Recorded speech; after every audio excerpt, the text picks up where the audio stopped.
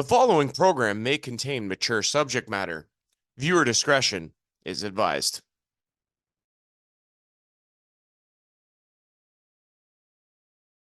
To those of you tuning into this episode of the WOSHL podcast, thank you. For those who are watching for the first time, welcome. The views and opinions of this podcast are mine and mine alone. They may or may not reflect the same views and opinions of the entire Western Ontario Super Hockey League, all people considered. However, that being said, I declare that I will continue to work tirelessly hard to bring this podcast to you. I will continue to deliver important information, highlights from any games that are streamed, and relay that information with honesty, with enthusiasm, with professionalism, and with integrity. I will do all of these things with the same care and dedication to the WOSHL League as I have done in the time that I've been involved with this senior hockey circuit. If you have any questions or concerns about anything I have ever said on here or while doing play-by-play during games, please feel free to contact me. Your host, Andrew Rogers.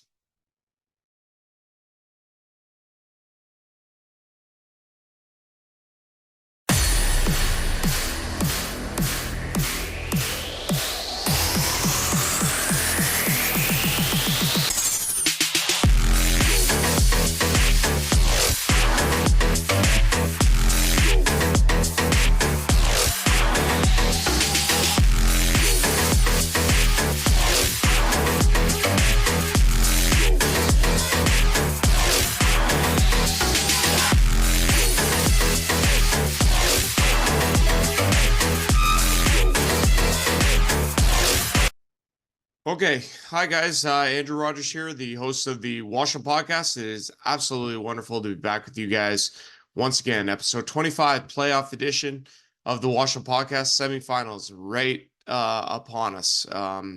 We're in the Final Four section now and ready to go, ready to find a winner. And man, you can make an argument for every single one of these four teams that are remaining in the WOSHL playoff 2024 edition.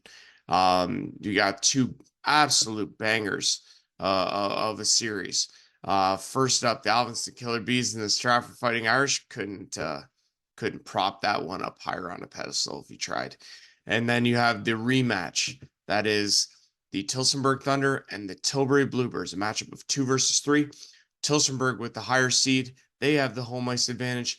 Last year, everybody remembers Tillsonburg coming all the way back from 3 games down and winning that series in epic fashion in 7 games, the 7th game being in Tilbury, and going on to the WOSHL Super League Cup final, where they would lose for a second consecutive season on home ice to this time the Stratford Fighting Irish last year, Allura Rocks the year before that.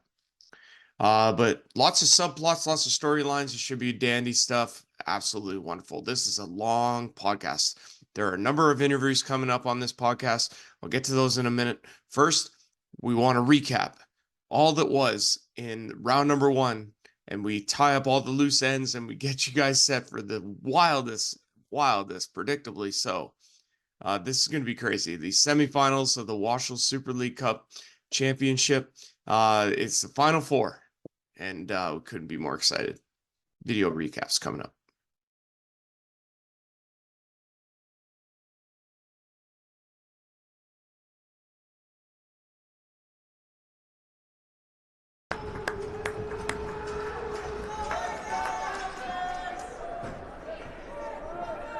And with that, we are ready for hockey here in Stratford at the William Allman.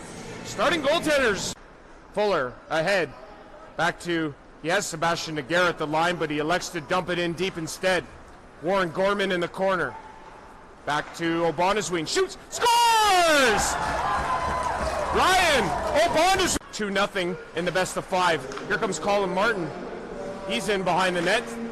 Tried to wrap around. It's in!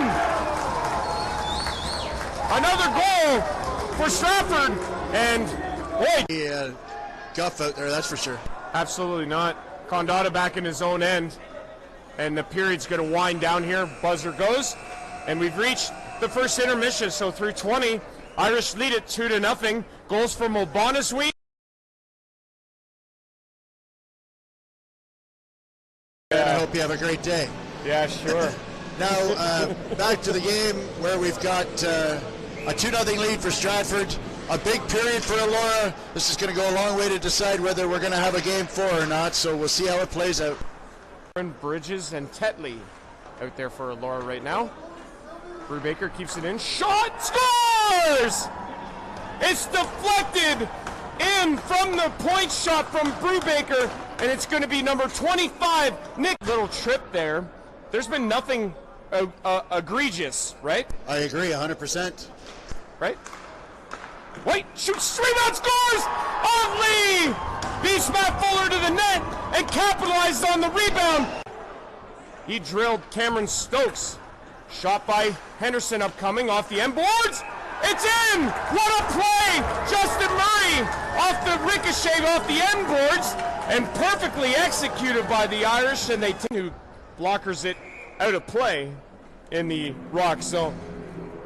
Excuse me. Well, a bit of a nervous point to the game right now. Both teams looking just a little bit timid in center ice area, trying not to make mistakes. And they trail by 1. At the line, it's going to be played out, and that'll drain the last little bit of this, I think. Tetley, fired it, and he's not. Riley Koeman is going to take a penalty here. That's a.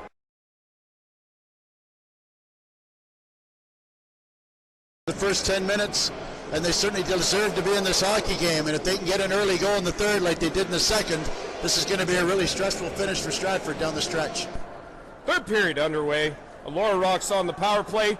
Stratford in the all golds. Look, Aaron plays it around. Brubaker centering pass. Play to the boards. We might have an odd man rush the other way. Stokes has Brulot. Brulot, he had a wide open net, and he fanned on it. Boy, oh boy, will that come back to control the pass, and it's in deep now. Condotta gets driven into the boards by Brulot. They fight for it in the corner. Precious time being clicked. And it's a penalty to Elora? Ray Robbins has it. He's going to take it.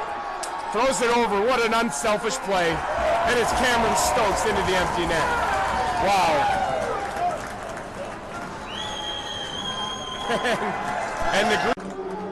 And that'll do it. 3, 2, 1. And the game is over. So congratulations, the Stratford Fighting Irish are the first team in the WOSHL playoffs this year to book their spot in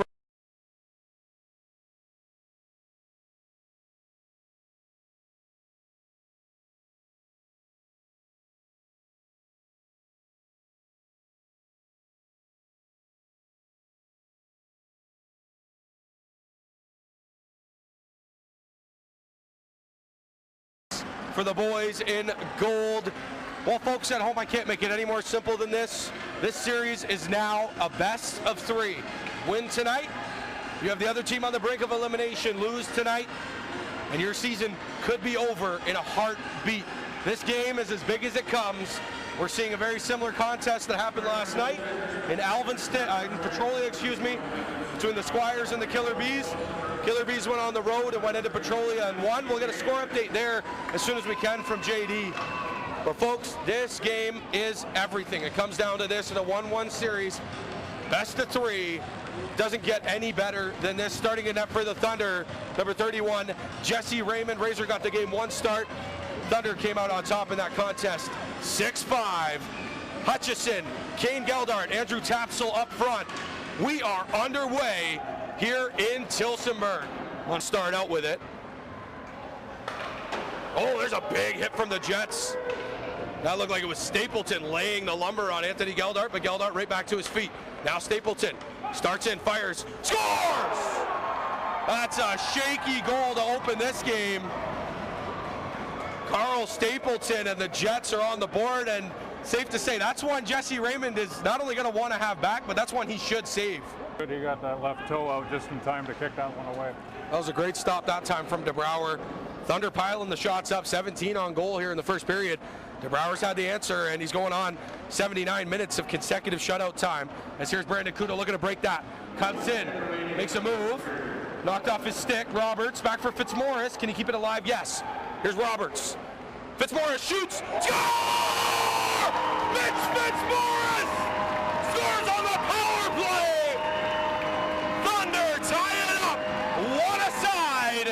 And how bad does that penalty on Berisha look now, JD? He's going to take that slow skate to the bench. Tillsonburg high-flying action, folks. After one period of play, the score for your Tillsonburg Thunder 1, for the visiting Strathroy Jets 1. The shots on goal for the Thunder 22, for the visiting Jets 13.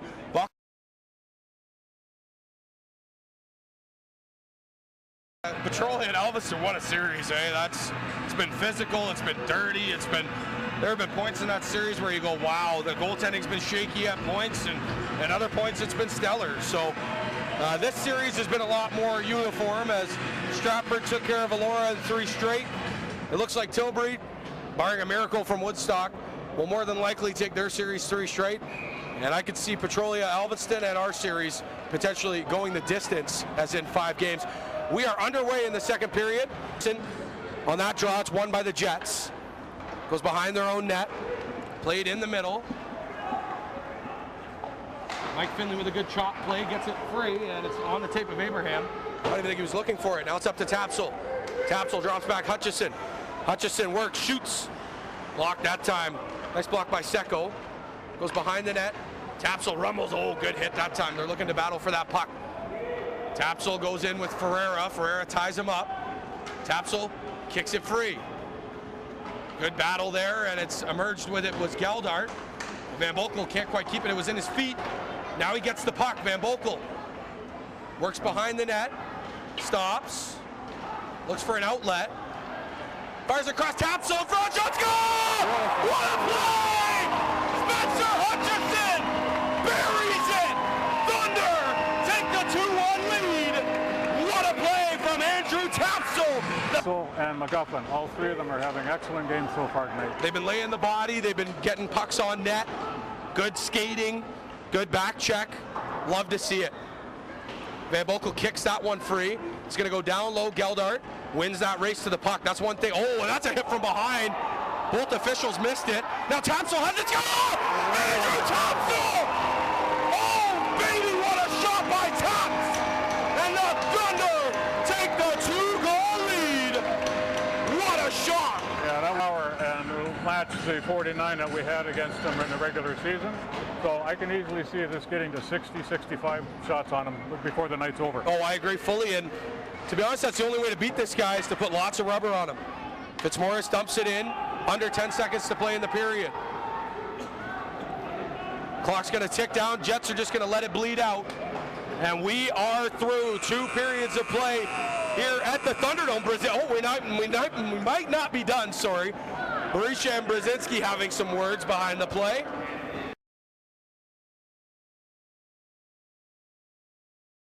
Really controlled the pace of play in the second. My one piece of advice to the boys in gold tonight, keep your foot on the gas as we are underway. Here comes Amos. Right off the draw, fires it in on Raymond. He's got it. He squeezes it. And we're going to face off right away. I'll have to touch the puck in order for the penalty to be called. But they were shorthanded. They have 5 guys on the ice. That's a terrible call. Rebery, slap pass down low, Knotts. Knotts for Whalen. Whalen, Rebery. Rebery looked for Thompson, couldn't find him. What I didn't like about that non-call, JD, is that the man left the box before there's a goal from Mike Rebery! That'll end it right there. We'll finish that thought after. Mike Rebery, the captain, is on the board in the postseason. 4-1 Thunder.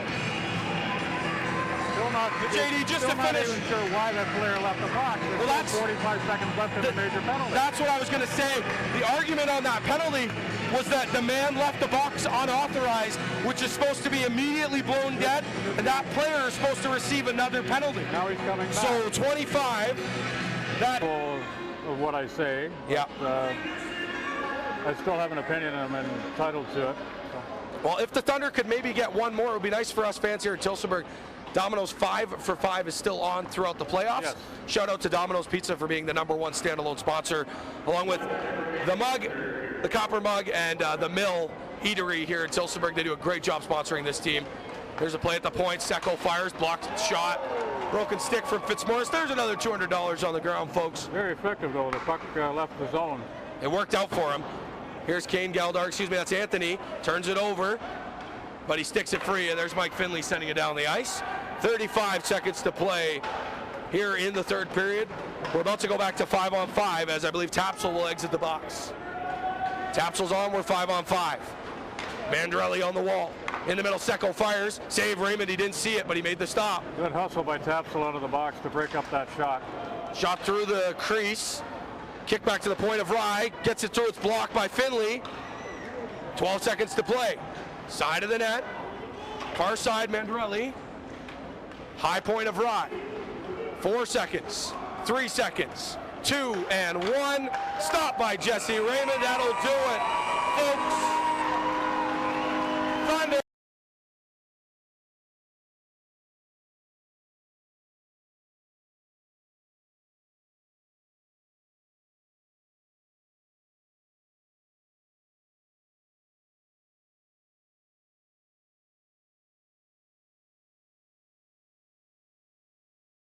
And 21, Spencer Robinson. For the Jets, in goal, the old mainstay Evan DeVar, 31. On defense, number 8, John Arvine, number 20, Thomas Monroe. Up front, at center, Kobe Ferrer, 16. That was Chris Raga and Mike. Then Zeldin plays underway and the puck fly goes to Stapleton. He's on his backhand. He pulls up to the forehand of the circle. Gets set up by the Hawkins. Hawkins walks the line a little bit. Stapleton again. He pulls back. Back at tire in the circle. Right in front. Tip in the goal. Nice setup. Power play goal. Nice setup. The Jets finally got control. Rocket set it up back and forth. Pulled it right back to the blue line. Got it down low. Whelan intercepted by Rishi momentarily. Come back quickly by Marinsky. So that was Whelan again. Jets pump it back out quick. Here comes Risha. Gets the blue line. Dropped to Monroe. Good hard wrist shot. The rebound is there. As Raymond couldn't squeeze it. It's a 2-1. 2-on-1. Whelan goes in. Cross ice. And it's a goal. Tied it up quickly on a nice pass. Danny McQueen. Quick turnover at the Thunder blue line. They brought it back. 2-on-1. Real deep on that play. Andrew Whalen turned it down on the forehand on the far side. Looked like he was going to shoot all the way, and he made a nice saucer pass across to McQueen. Rocky gets it off the glass. Aaron Ross couldn't get there quick enough. Thunder out of speed. Thompson right in front. Oh, nice goal, nice setup. Kudo and Thompson. Thunder take the lead. 2-1. 13 seconds to go in that penalty. The Thunder have dominated the puck control down low. Here comes Stapleton again to Amos. Penalty is now completed. Back to 5 aside. Hawkins comes across. And really goes out. And a roll down low. Tied it up. Cameron Amos.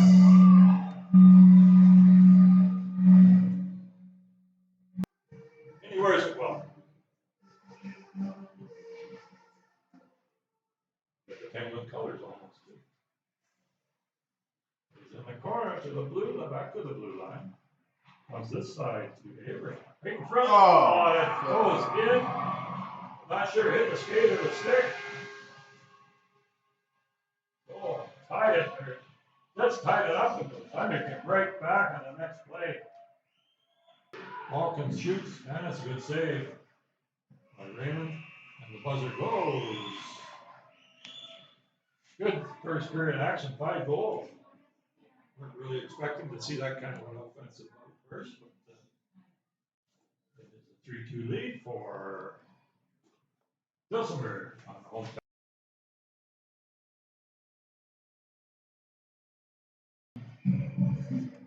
Jamie Queen for that opening drop.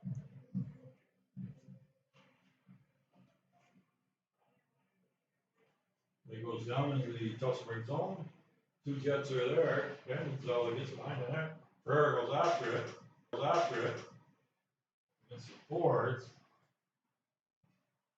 Monroe gets it in. There's Ferrer. Quick shot stopped by Jesse Raymond.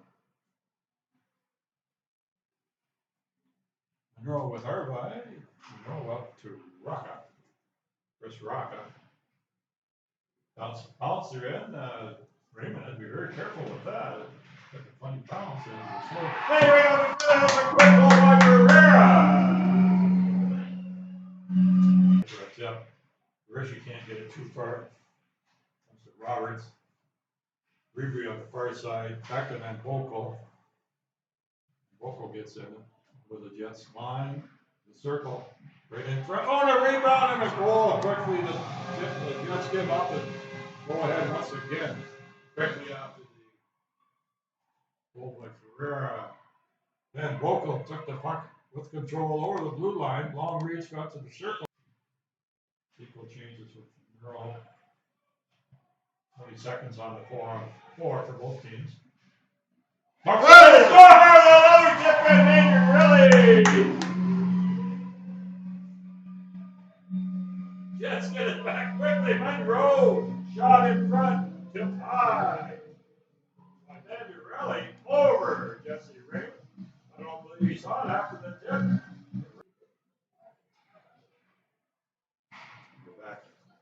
Back in action here. Put up by Barletta over the Jets line. Barletta stops in the circle. Goes a little deeper into the corner. Back to the blue line. Guffin. Breakaway pass. Here comes Pizzali all alone. Short. Hey! Short-handed! Pizzali! This control probably is over right up the middle. Gilder goes in, but the buzzer goes with the Jets leading by 4 after 40 minutes of play.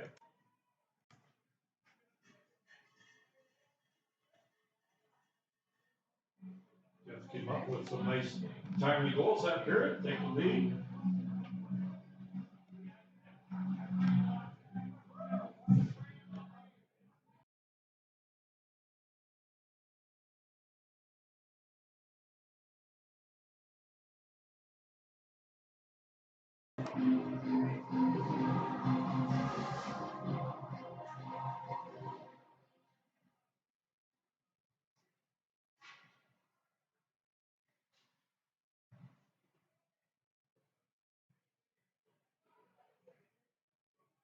Amos comes up with it. Backhand.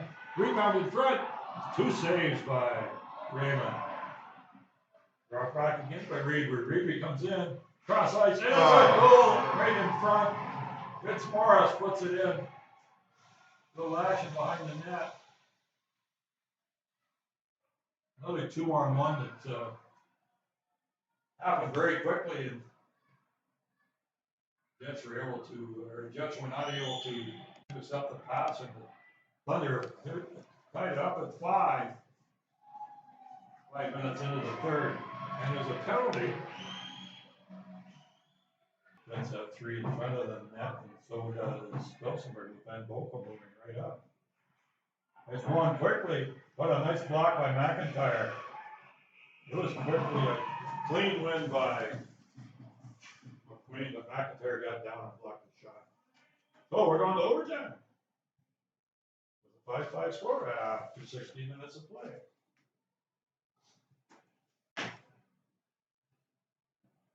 And we are not getting a flood. I'll talk it over, I think.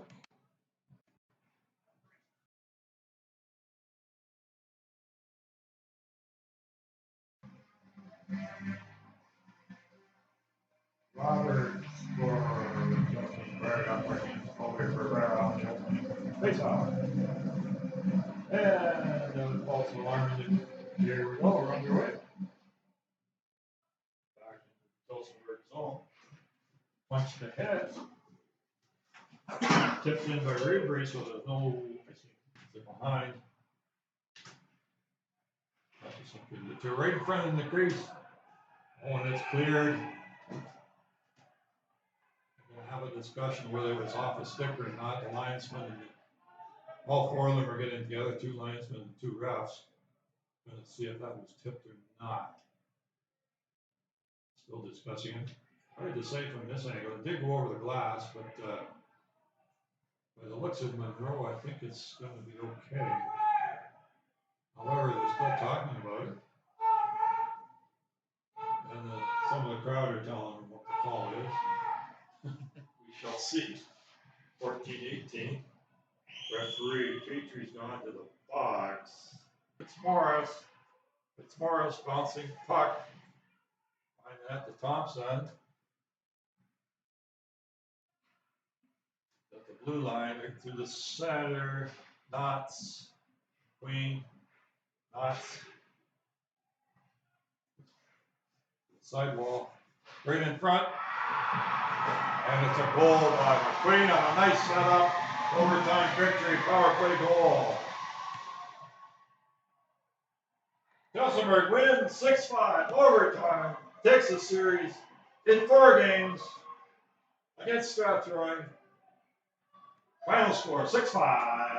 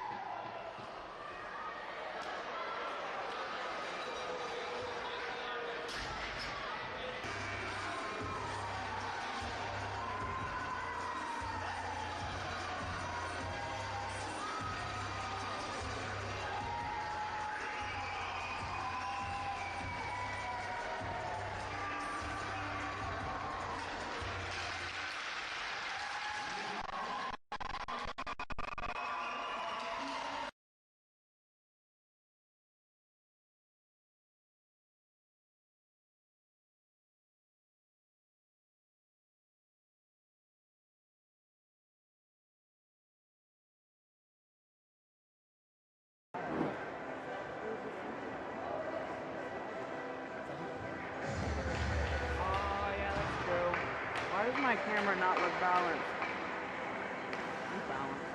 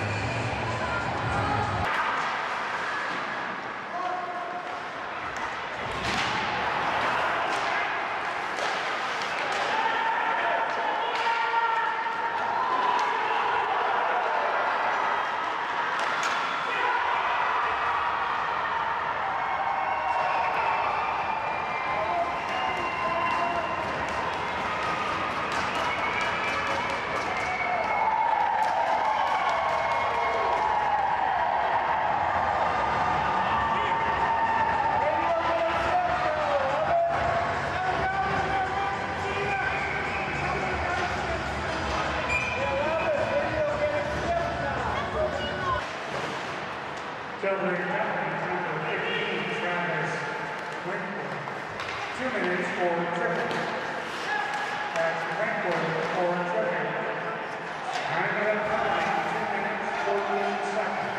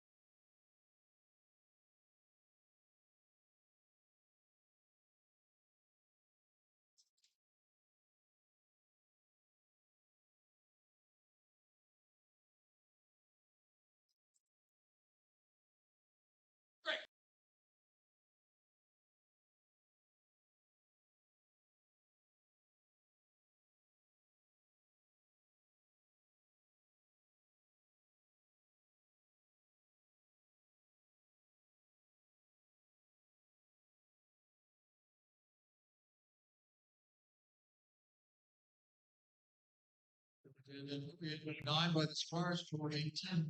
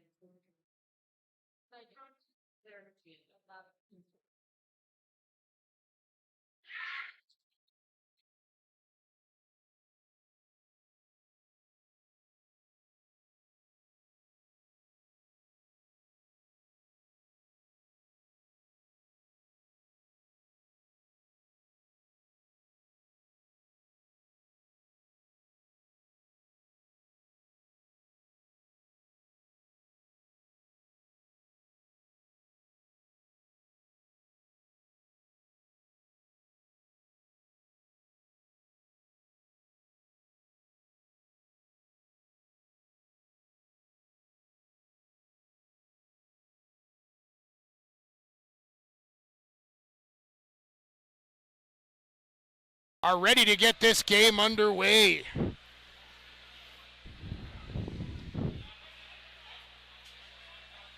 Starting lineups out on the ice right now. We're approaching center ice. Taking this big opening face-off for the Squires, we're going to have number 4, Curtis Helps. And for the Bees, looks like it's going to be number 28, Aiden Pruder. And here we are officially underway in Game 4.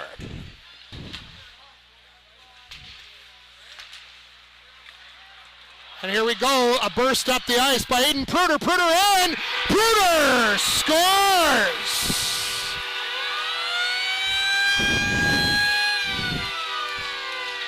Aiden Pruder puts the Alvinston Killer Bees first.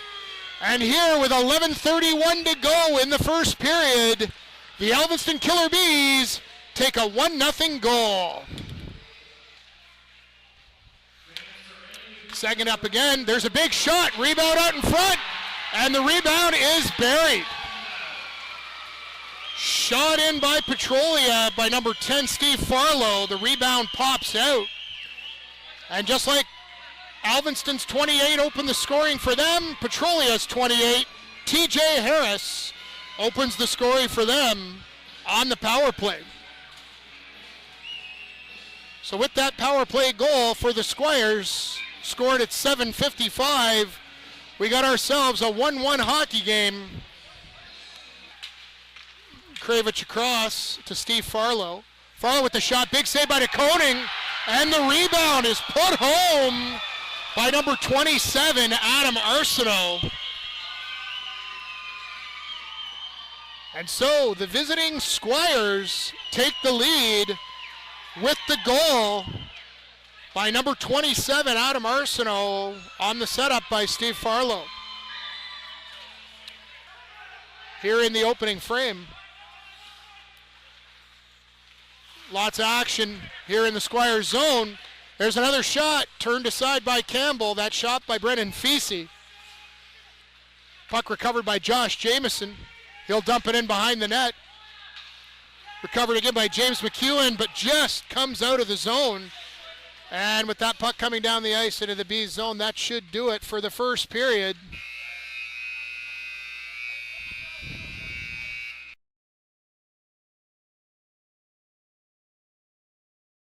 Lots of fantastic hockey played throughout the years here by Alvinston teams, East Lambton teams,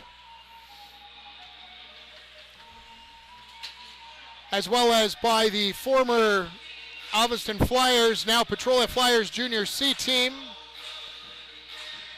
Many players from the area also part of the Lambton Attack women's hockey program. And of course, they're very much beloved and the stars of the show tonight, the Alvinston Killer Bees. Bees and Squires both had a great season, as I mentioned earlier, with the Squires edging the Killer Bees for the fourth playoff spots, the two teams finishing 4-5. And with the series currently sitting at 2-1 for Alvinston coming in tonight.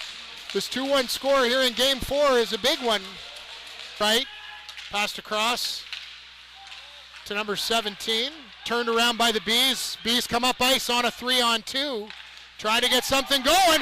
And a huge goal for the Killer Bees. Puck home by the Killer Bees. Number 89, Brennan Feasey. On the setup by number 61, Ethan Lamoureux.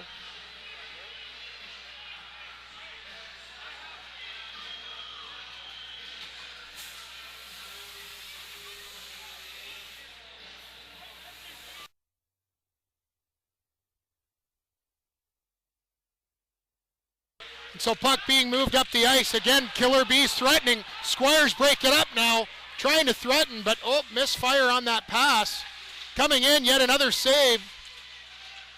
DeConing standing strong. There's a shot right there, though. Oh, what a setup. And with his second goal of the game, Squires number 28, TJ Harris, will put the Squires up once again by a score of 3-2. Scrambling for that puck. Need a shot here. Freifogel with a shot. Big save by Squires' Brandon Campbell. Great shot by Freifogel. Freifogel again. And he makes no mistake on the second one. There we go. Number 10 for the Killer Bees. Bailey Freifogel has tied the game at 3 on the power play. Puck in the corner. Squires setting up, carrying that puck for them. Number 62. Passing across but broken up is that cross ice pass. Once again, 62 over to 91. 91 attempt to shoot it in. And a fantastic save. Absolutely unbelievable save by Nolan DeConing. So that puck was moved around by the Squires. Puck was chipped up in the air, hit out of the air by a stick. Immediately people were calling for a high stick. Squires players were celebrating, but the referee was right there on the goal line to wave it off as DeConing made the save and kept the puck out of the net with 36 seconds left on this power play. That puck back, number 10, Steve Farlow of the Squires, looks to shoot it in, just missing wide. Number 62, Corey Pauly of the Squires, moving the puck back in now. Over to number 91, Craig Wright, and there it is through traffic. 3 power plays tonight, 2 for the Squires, 1 for the Killer Bees. And the Squires with another power play goal. Looking to put something together here and get that puck down into the Squires zone. We start by winning the face-off. get it around. Puck is brought up by number 17, Ty Johnson, puts it over to Fisi. Fisi up ahead, nice drop pass, and a huge goal. What a beautiful goal scored by number 61, Ethan Lamoureux.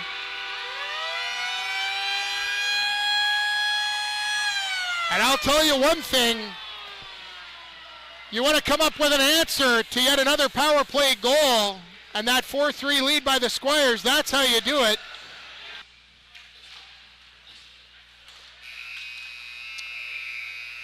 And with that buzzer, the second period comes to an end. So the period started out 2-1 for the Squires, but with a series of goals, 2 more for the Squires and 3 for the Killer Bees, including 1 power play goal for each team.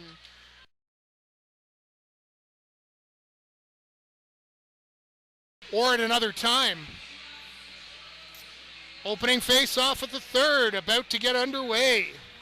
And coming in to take it, we'll have Aiden Pruder for the Killer Bees. Facing off against Curtis Helps for the Petrolia Squires. Out on the ice, puck is moved up to number 53. Squires recover, Killer Bees threatening. There's a late ball, Emerson! Goal scored! Right inside the post. You could not get it any more perfect than that.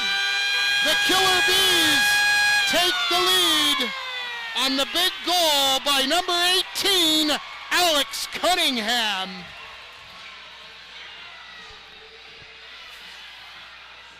.54 seconds to play. There's a shot, big toe save by DeConing. Puck in behind the net. Moxley with the puck, knocks it back in. Number 17, Tryon Trache trying to set something up, but the Killer Bees managed to dump it down. Once again, 35 seconds, and as you noticed, the Squires' net is empty. Brandon Campbell out of the net. Currently for 20 more seconds, there's a 6-on-4 power play for the Squires. There's a shot off the stick of DeConing, and the puck down the ice again by the Killer Bees. 15 seconds to play. 6 seconds in the power play, and the puck deflects off of a stick and into the protective netting. Fans, fast, furious, heart-thumping action. 5 seconds to play. Recovered by number 28. And the empty netter is put in by number 28 for his second goal of the game. It's Aiden Pruder.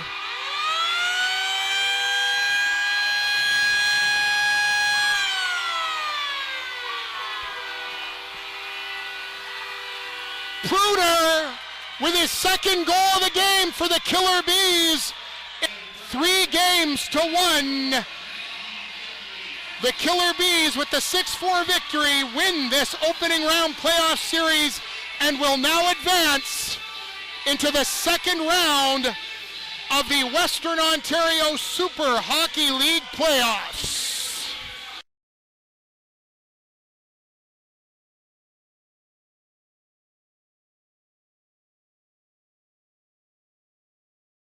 Anyway, guys, so there you have it.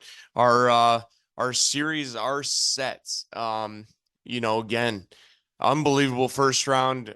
The second round is going to blow the first round out of the water. I can guarantee it. Look at the playoff bracket here.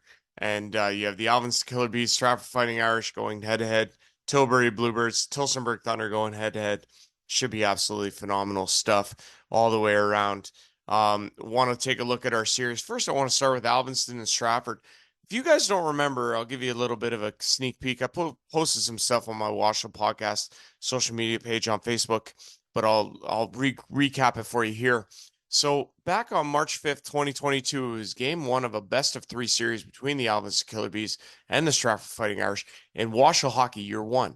Five teams in the league playing best-of-3 for 4 spot.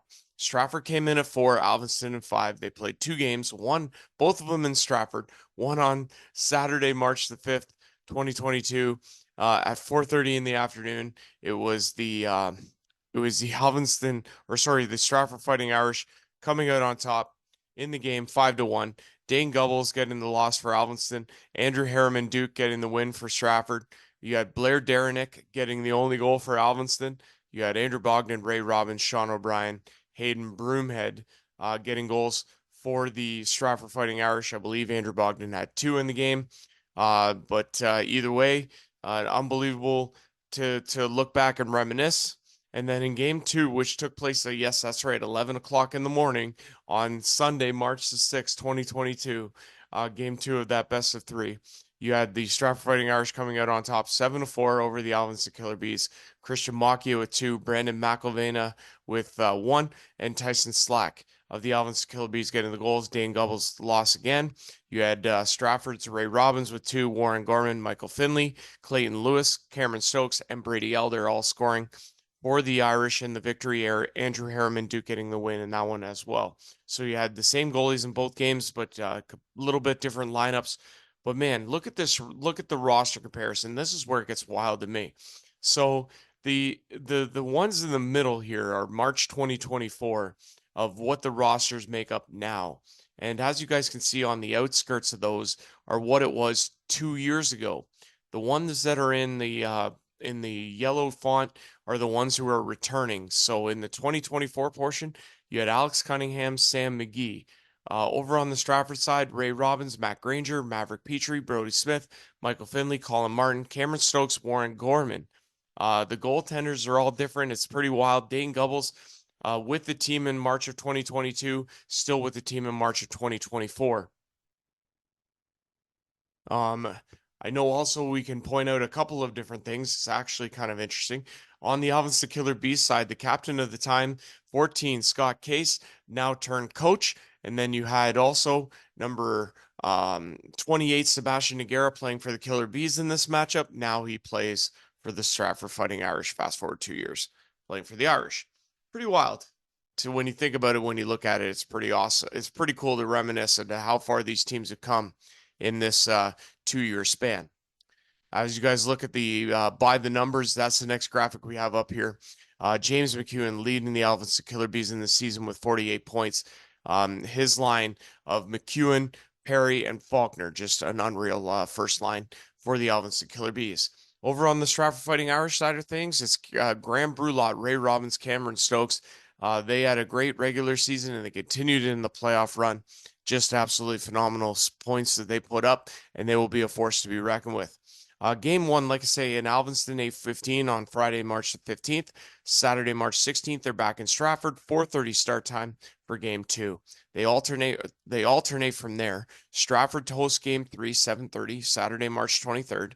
Sunday, March 24th, 7:30 in Alvinston. Game 5, if necessary, Saturday, March 30th, 7:30 in Stratford. Game 6, if necessary, it goes Tuesday, April 2nd, 8:15 in Alvinston. And then you have Game 7, Wednesday, April 3rd at 8:30 in Stratford, if necessary.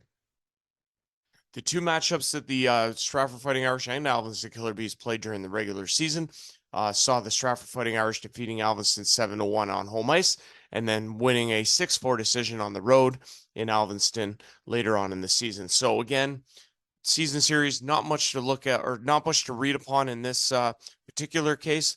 However, this will be a barn burner of a series, and these teams, well documented, they just don't like each other. So expect the unexpected.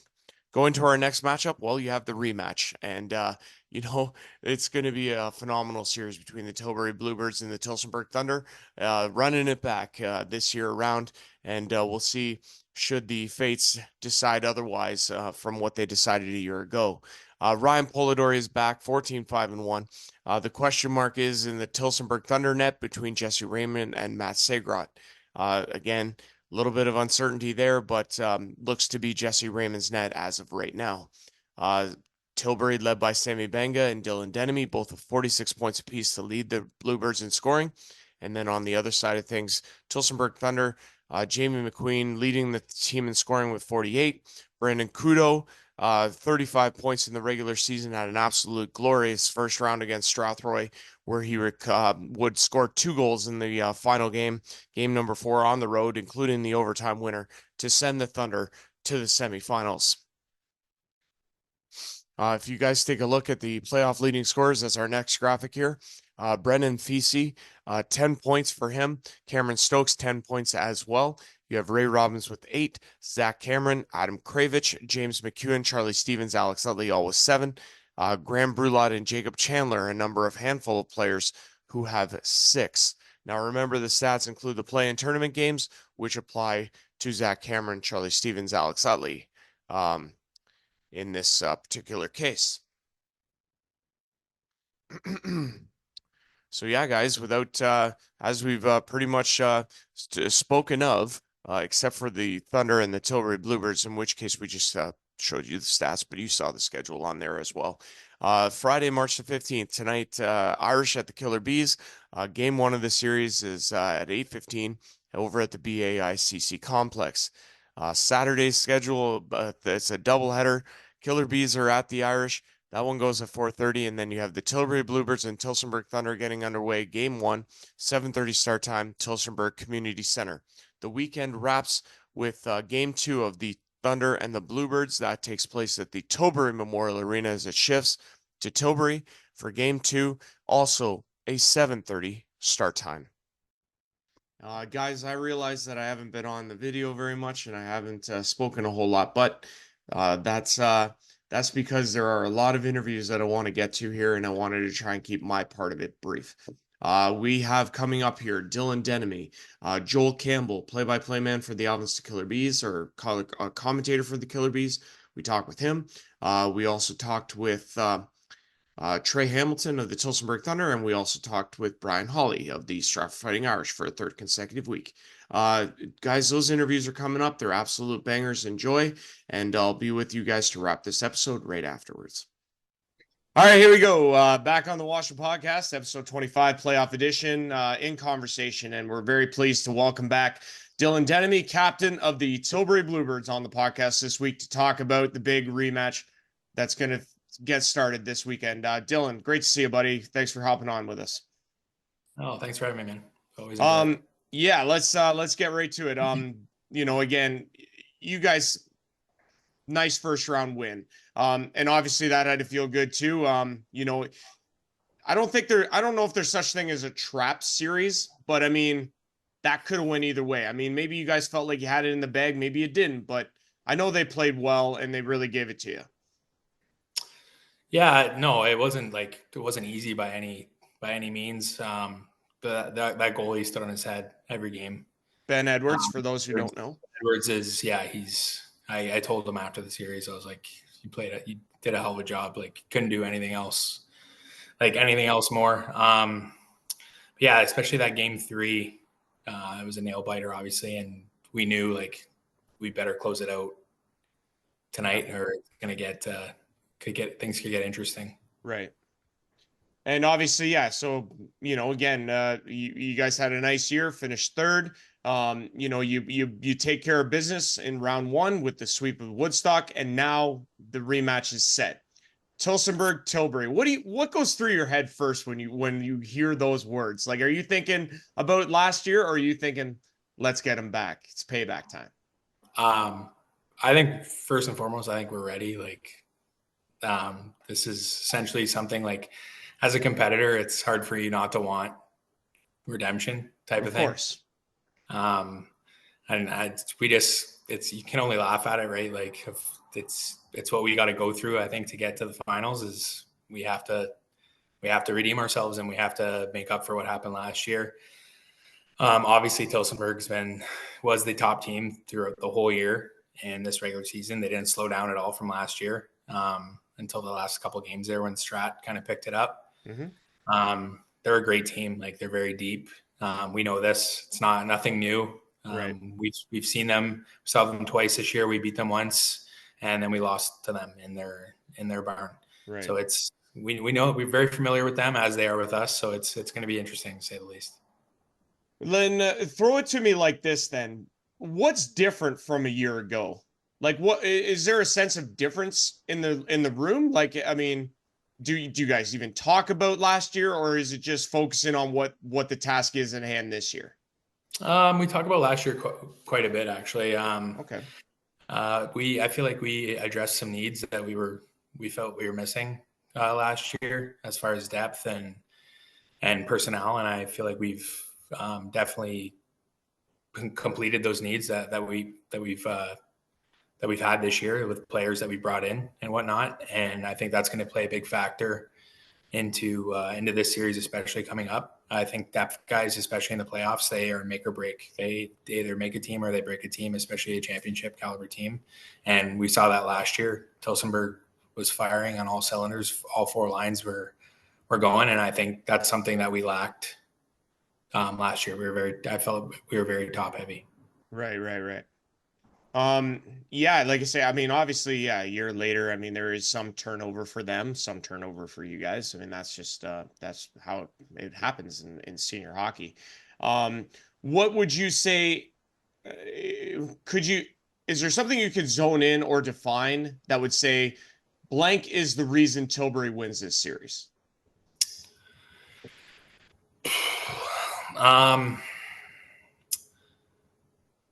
Oh, that's a good one. Right?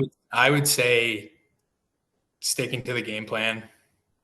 Okay. And coming to work every day. Right. Now, like consistency, I think would be huge for us. Yeah. No, I agree with that.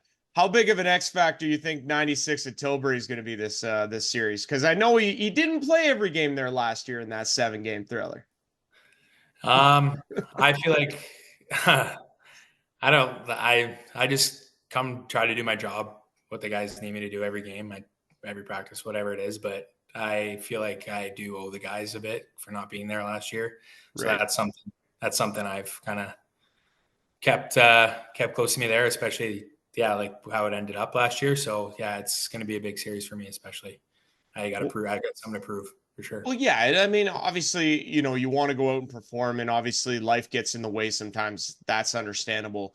I know you, and I know how you are, and I know you got that extra fuel in it to deliver. Let's talk about Stratford Alvinston. I know you pay attention a lot to this league. You're really invested. What are your thoughts on that series? And maybe if you could shed a little bit of light, who would you want to see out of that series? Or is that too tough to predict? I mean, I was just saying. That's too tough to predict. We've obviously saw Alvinston a lot more this year than we did Stratford. We played Alvinston 4 times this year. Alvinston's young. They got legs. They got firepower. They're very skilled. But then again, Stratford has experience, right? And they also have some young guys, and they have those veteran guys that do show up and they know how to win and they know playoff hockey. So I think it's going to be your young, like full of piss and vinegar team against a team that's been there and they know how to get the job done. So I think it's going to be a hell of a series for sure. It's going to be fun to watch.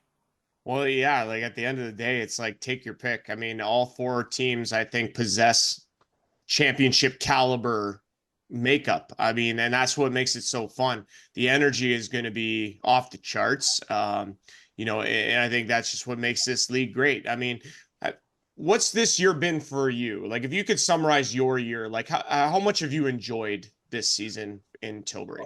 It's been fantastic. It's gotten like you can only go up and you can only hope it goes up and gets better year after year. And this year it's definitely been better as far as the skill level and the caliber of teams the teams are putting forward on the ice this year has been outstanding. The competition, like, how close the standings were, and it's impressive. And yeah, it really is like the gap between first and 8. Like you don't see that with being that close, right, in points. And just that alone, like I'm a competitive guy. I love to compete. I hate like when teams are blowing everybody out, right? Like right. I like that those seasons and those games that are the tight knit matches, like playoffs, like the playoffs are. And this year was I think a big step in the right direction, and I enjoyed this year just as much, maybe probably even more than I did last year. Absolutely. And I mean, it's a hard thing to beat last year and your totals that you put up in only 18 games, which was outstanding as anything. Hugh blew you out of the water this year. Sorry, buddy. But anyways, no, he's a phenomenal hockey player, great talent, and put up big points and well-deserved. In terms of like, I think the interesting thing that I'm going to be watching for anyway is the refereeing in this final four in these 2 matchups. As a leader of the Tilbury Bluebirds, you obviously have to preach discipline because it's going to be it's going to make the difference, isn't it? Well, it's kind of come biting. Almost bit us in the behind last game. We weren't very disciplined in that game 3 against Woodstock, and right. It's hard to tell another grown man to not be emotional.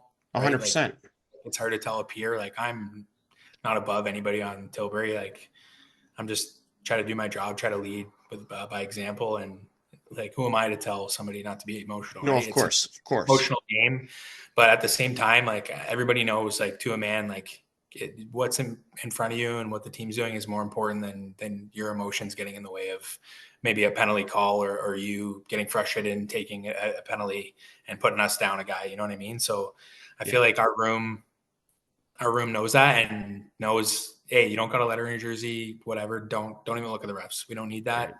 We don't need to piss them off. We don't need. We just need to play the game and play 60, hopefully even strength or up a guy. So. Right.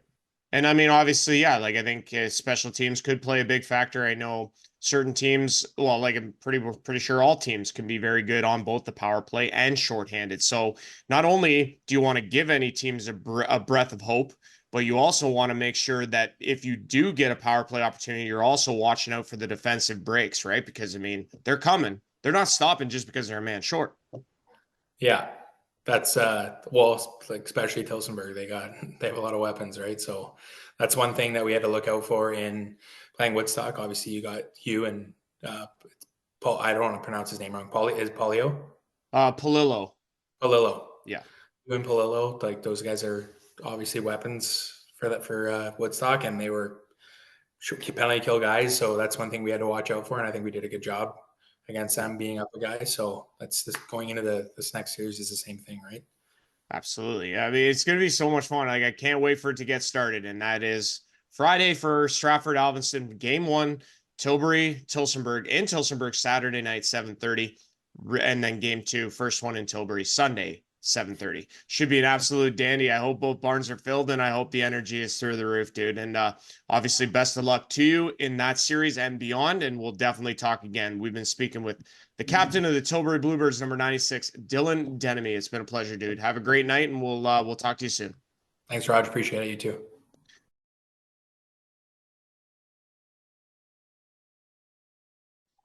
All right, here we are, folks. WOSHL Podcast, episode 25, playoff edition. We're in conversation. We're very, very, very pleased to be joined by the man who called the Alvinston Killer Bees' first playoff series win, game number 4 at the BAICC complex, a 6-4 victory over the Petrolia Squires, wrapping up that series at a four-game series of a best of 5, 3-1. Joel Campbell joins me. Joel, it's great to have you on the podcast, pal. Thanks for doing this.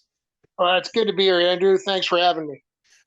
Man, let's just jump right into it. How awesome was game 4 for you from your perspective? You had the best seat in the house. I've been there. I know.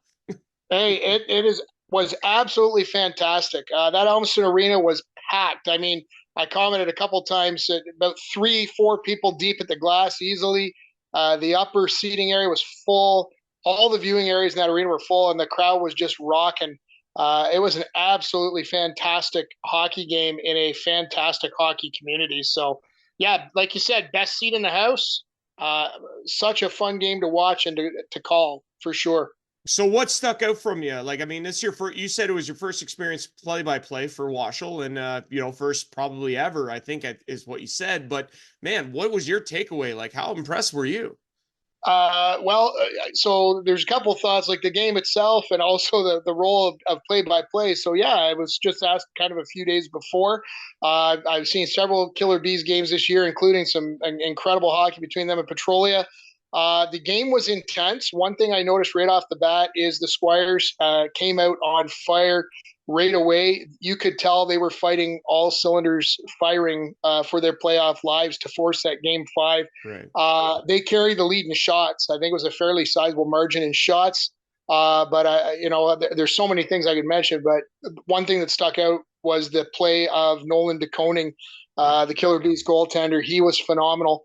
In terms of calling my first game, the part that I knew was going to take some adjusting to, obviously, was making sure my eyes were moving as fast as my mouth was, right, and matching up the play calls, the players' numbers with the names.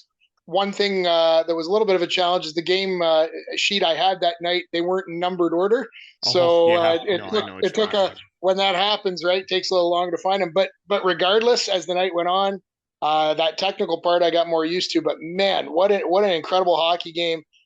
Just great play, back and forth, and like I said, the crowd.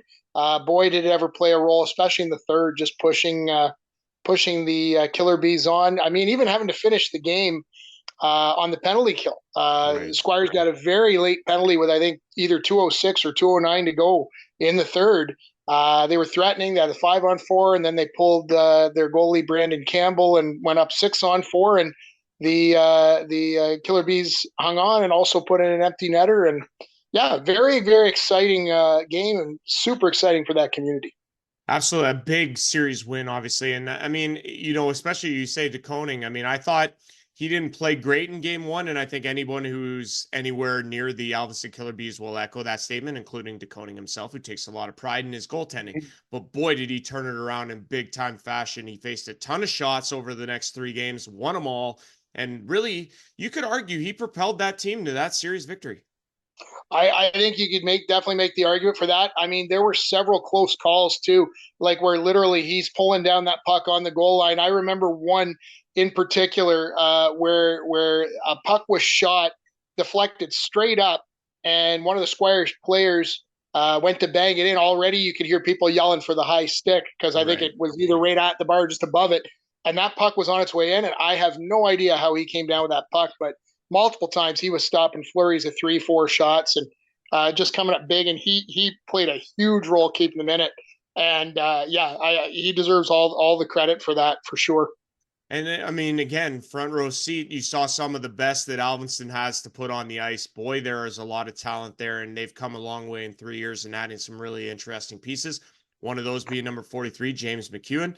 Unbelievable talent. This guy can score. This guy can move. He's got speed. He's got hockey IQ. He's got a little bit of everything. Did he impress you the most, or was there maybe even someone else that impressed you a little bit more? There are several players that night that impressed me. McEwen looked good out there for sure. Obviously, Aiden Pruder going out there and scoring 2 goals, one of them being the empty netter there. But Pruder had a good game. I found Bailey Freifogel was He's pretty so key. good. Yes, controlling things back at the point and setting up plays on the inside. Brennan Feasy as well. Brennan Feasy or So Feasy good. was just solid hockey from him. I mean, I could name all kinds, but I think probably of all the names I announced in the play-by-play, I would say the ones on my lips the most, other than DeConing, were probably McEwen, Pruder, Feasy, as I said, Freifogel for sure. I found a lot of them were really good. Ty Johnson played a good game, I thought, as well. Sam McGee. Yeah. There's a lot of pieces out there, and when they get them working right, when that puck gets cycling around, the Killer Bees are a dangerous team. The one thing, maybe they got outshot by the Squires, but boy, they made those scoring opportunities count. And when they had a close call, they set right back up and kept that pressure on every opportunity they got. No, absolutely. I couldn't have said that one better myself. So in terms of this Stratford series, where's your knowledge on Stratford and the Fighting Irish, knowing they're defending champs?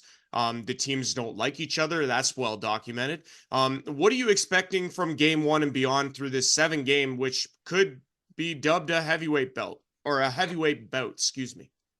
Well, a couple of things. First of all, yeah, I'll admit straight out, my knowledge on Stratford is not as much as on the Squires and on the Killer Bees. But obviously, number one, let's start with the fact they're the top seed, right? They are the top seed remaining in these playoffs, and they've scored a lot of goals. They've had solid goaltending. Without a doubt, they're a threat. They also do carry, like you said, that distinction of being the defending champions. Mm-hmm. And you know what they say, whether you're talking baseball or whether you're talking hockey, or whether you're talking the Super Bowl, the champs want to stay the champs. They want to go out there and defend it.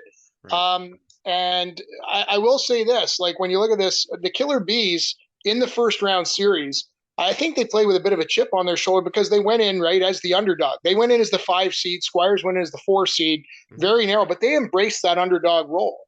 They had to go in after winning game 2 at home, back into Petrolia after losing game 1 there, and pull out that win in game 3. They did. They won game 4 at home. And so I think if they embrace that underdog role again and they play that way with that kind of fire, with that kind of mentality, smart hockey, tough hockey, that's going to be a big carrier there. I think the other piece to this too is the unusual situation we have with the fact that game 1 will be in Alvinston, right? Due to the scheduling accommodations that were made.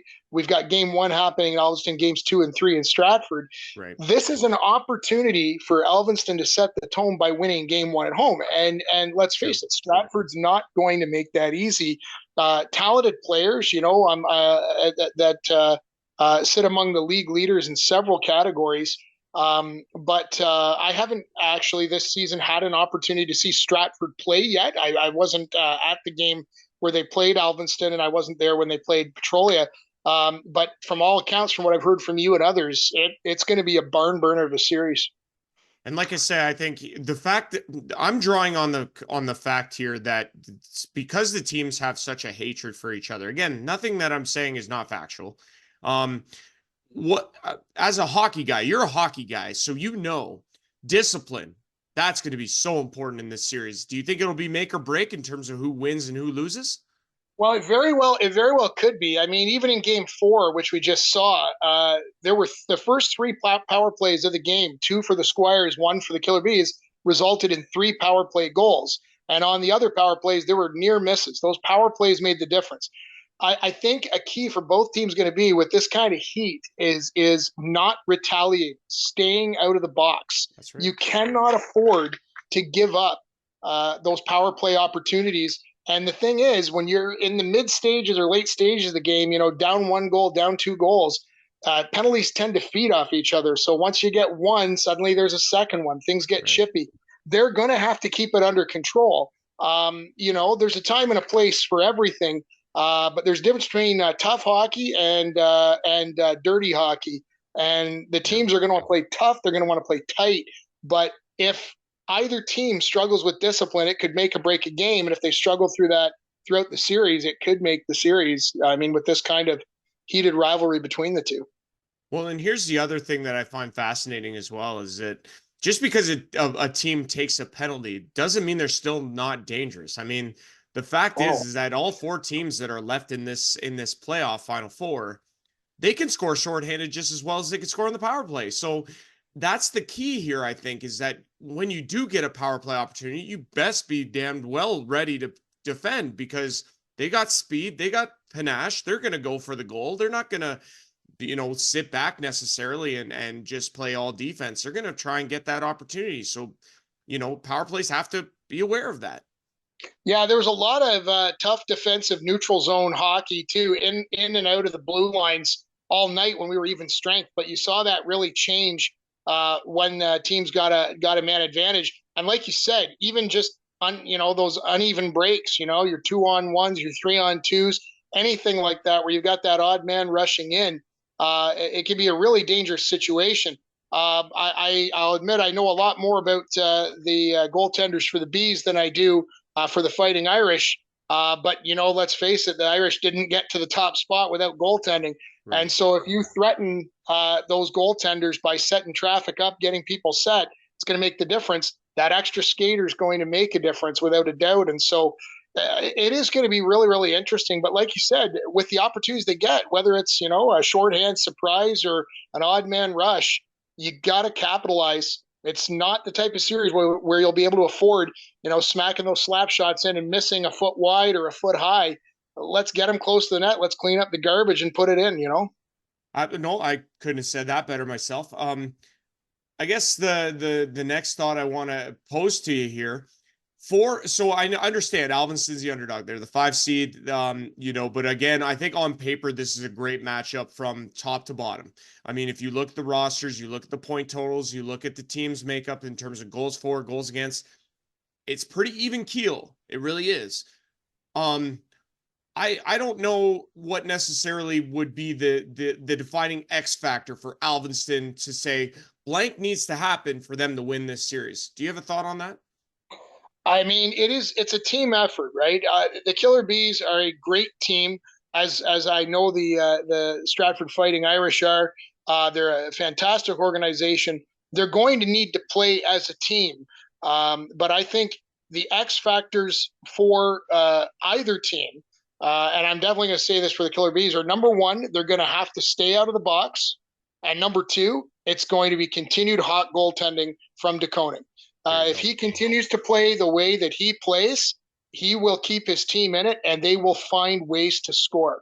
And I can't point to any one player on that roster for the Killer Bees because they're all a threat to score. Those goals spread out. You got a lot of goal scorers on that team, whether we're talking Pruder, whether we're talking McEwen, whether we're talking any of these other guys, Freifogel, Carson Perry looked very dangerous the other night too.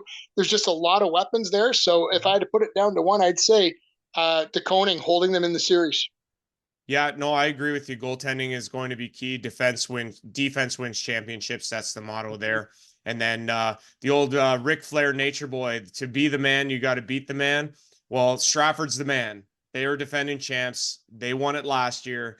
They're out to defend again. And to Alvinston to get to that WOSHL Super League Cup final or Super League Cup final, they're going to have to get through the champs, and there's no way around it. Unfortunately, there's just no way around it. Yeah, and I think I'd add to that, Alveston feeding off the home crowd, like getting that game one win. If they can get that game one win with that opportunity to play game one on home ice and roll out and know that minimum they've got to split games 2 or 3, that gives them a huge opportunity to come back. But I'm going to just say this, having been there, the crowds for that Killer Bees and Squires rivalry this year, regular season and playoff, were huge. Yeah. If the fans turn out in that number, that building gets so loud, if that momentum continues to build, the Killer Bees are a team that feeds off that home crowd.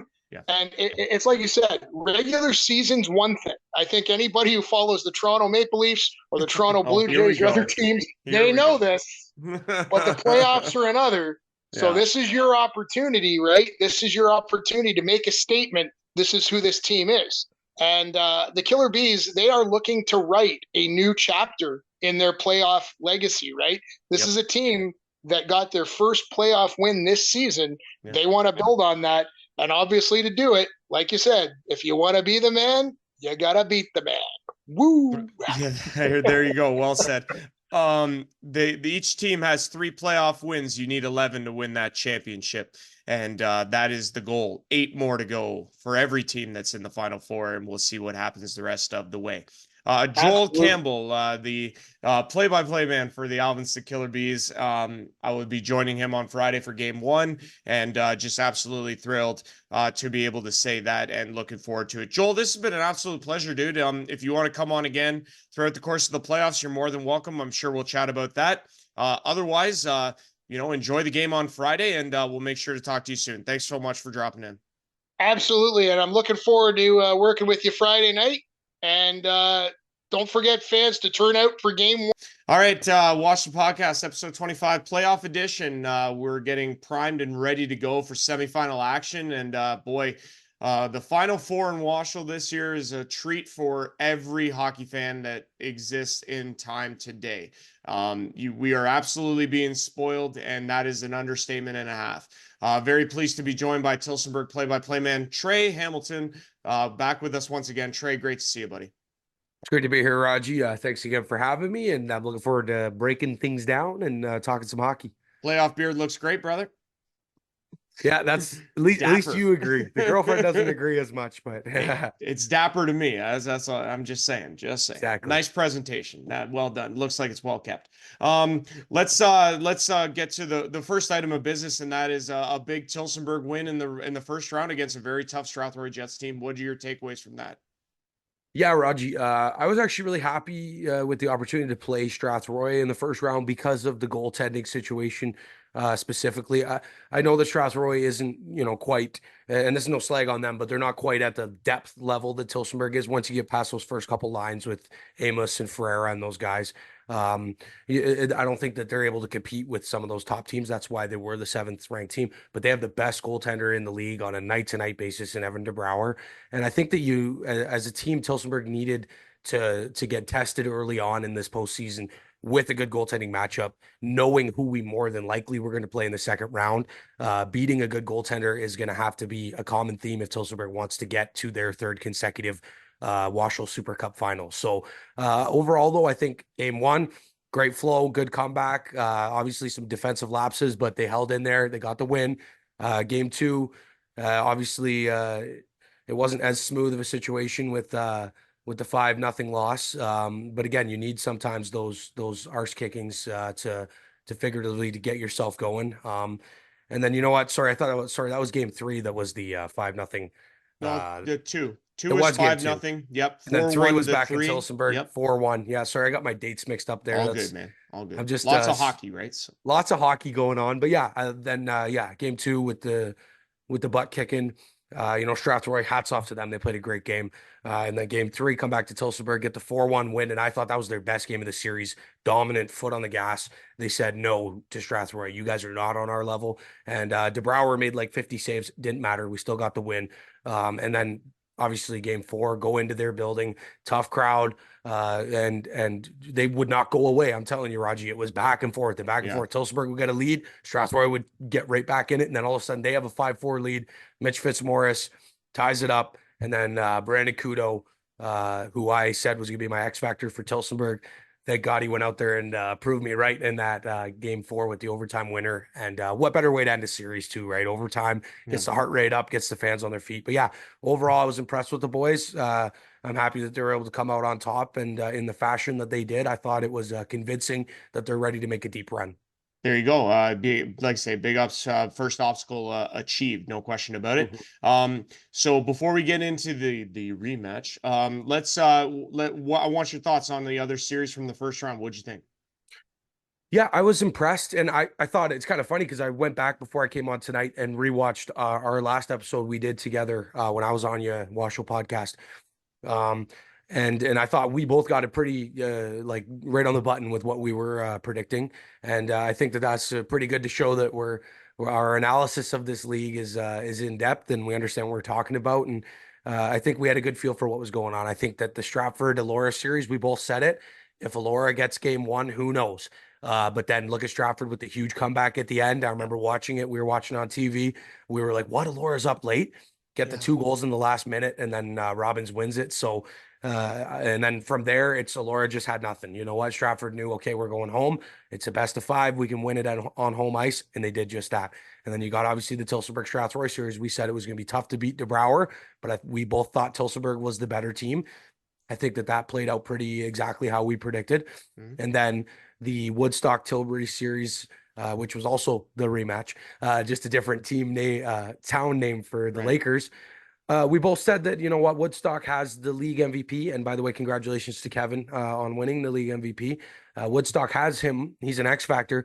But do they have the depth to beat a team like Tilbury, who has a captain and a leader, and guys like Dylan Denemy and others on that team that are leaders, born and bred, and the goaltending of Polidori? Do they have the skills to beat them? And do you think Ben Edwards can really step it up and take down a team like that? And we both said, I don't think they do. And it ends up in a sweep. And, you know, not to say the Lakers didn't put up a fight in that last game. They did.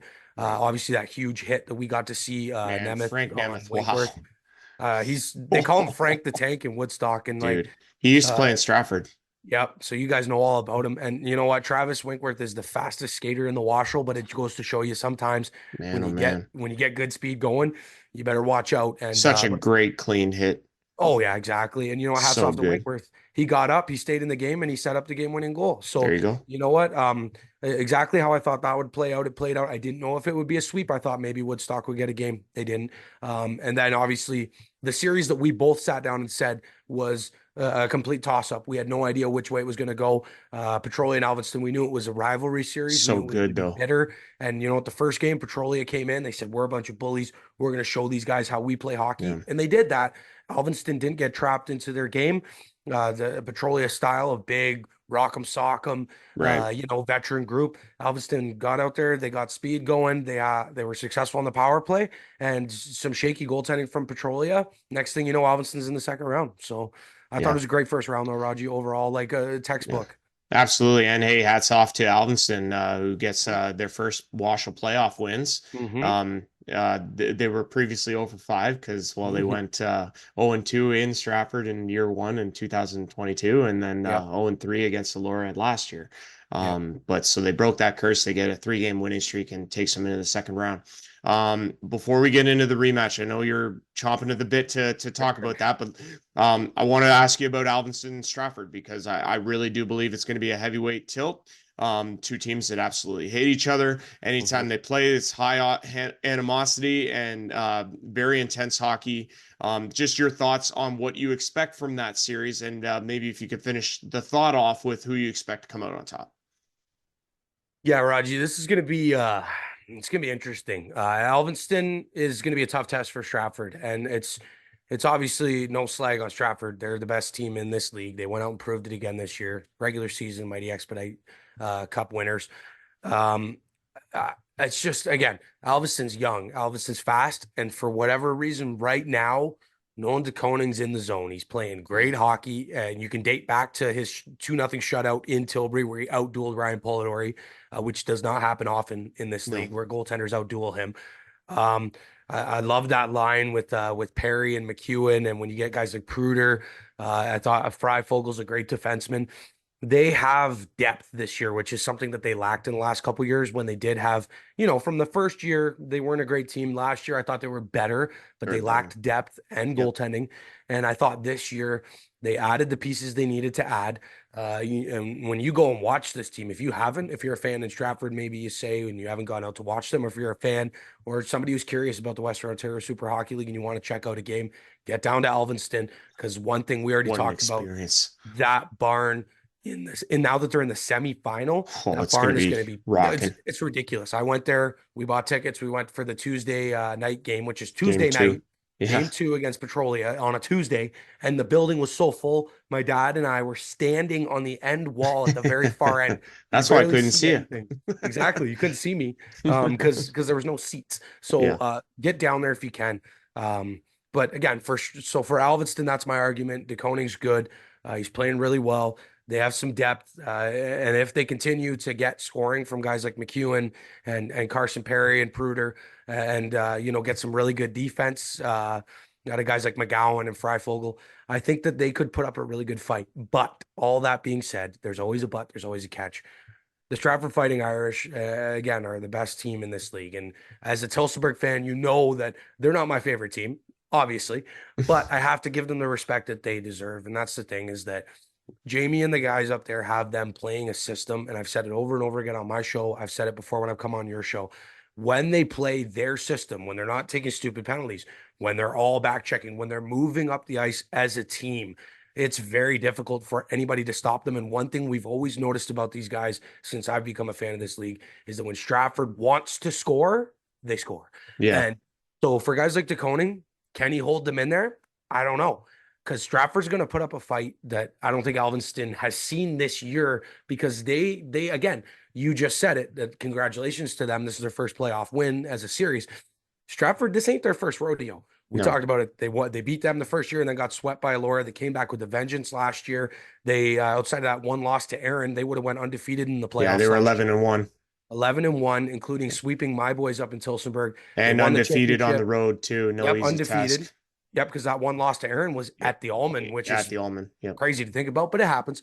But Stratford is battle tested. That's the thing with the teams that are remaining. Tillsonburg, Tilbury, and Stratford are battle tested. And for Alvinston, they haven't been in this position before. Now, that doesn't mean that these young guys haven't played in competitive playoff hockey in the GOJ or in the ECHL. Whichever league, right? So I'm not saying that, but in this league, in this situation, Alvinston hasn't been in this situation before. I think either way, Raji, it's going to at least game 6, but I got to give the edge to the Stratford Fighting Irish. I think they're going to be waiting for the winner of the rematch in the championship this year. And one final thought. Well, I know this is obviously kind of a fairly obvious point, but I wanted your take on it anyway. Discipline.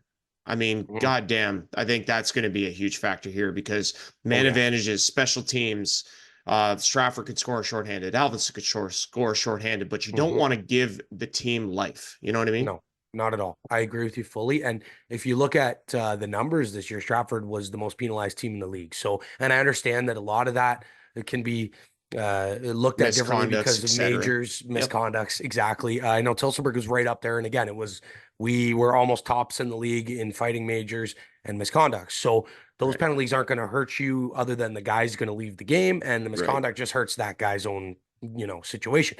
But that being said, if Stratford can manage to stay disciplined, because you saw it in that last game against Elora, Stratford got a little bit undisciplined, allowed Elora to hang in that game. Right. Sorry, but Alvinston is 10 times the team right now that Elora is, especially that game. They didn't have Stevens there or Peckham or any of them. So, and that's no slight. Like I said, Alex Utley and those guys are still, and McCormick, they're very good hockey players. They have a good team. But this Alvinston team can hurt you on the power play.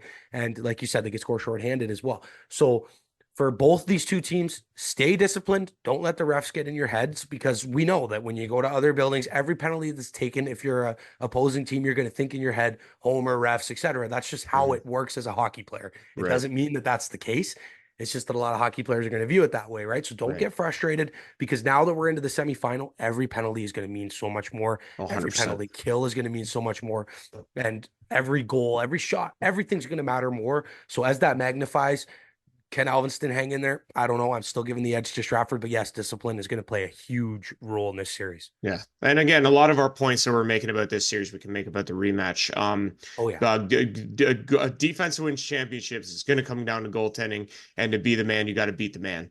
5 versus 1. I mean, Alvinston's the underdog. Stratford's defending champs. I mean, this is going to be so good in so many different ways. All right, we'll switch gears for you, pal. Talk about the rematch. How excited are you for it? Tilbury, Tilsonburg. We all know what happened last year. Here we go. Run it back. Oh, this is going to be awesome, because I think the same way that Alvinston and Stratford don't like each other, I think it's the exact same situation for Tilsonburg and Tilbury.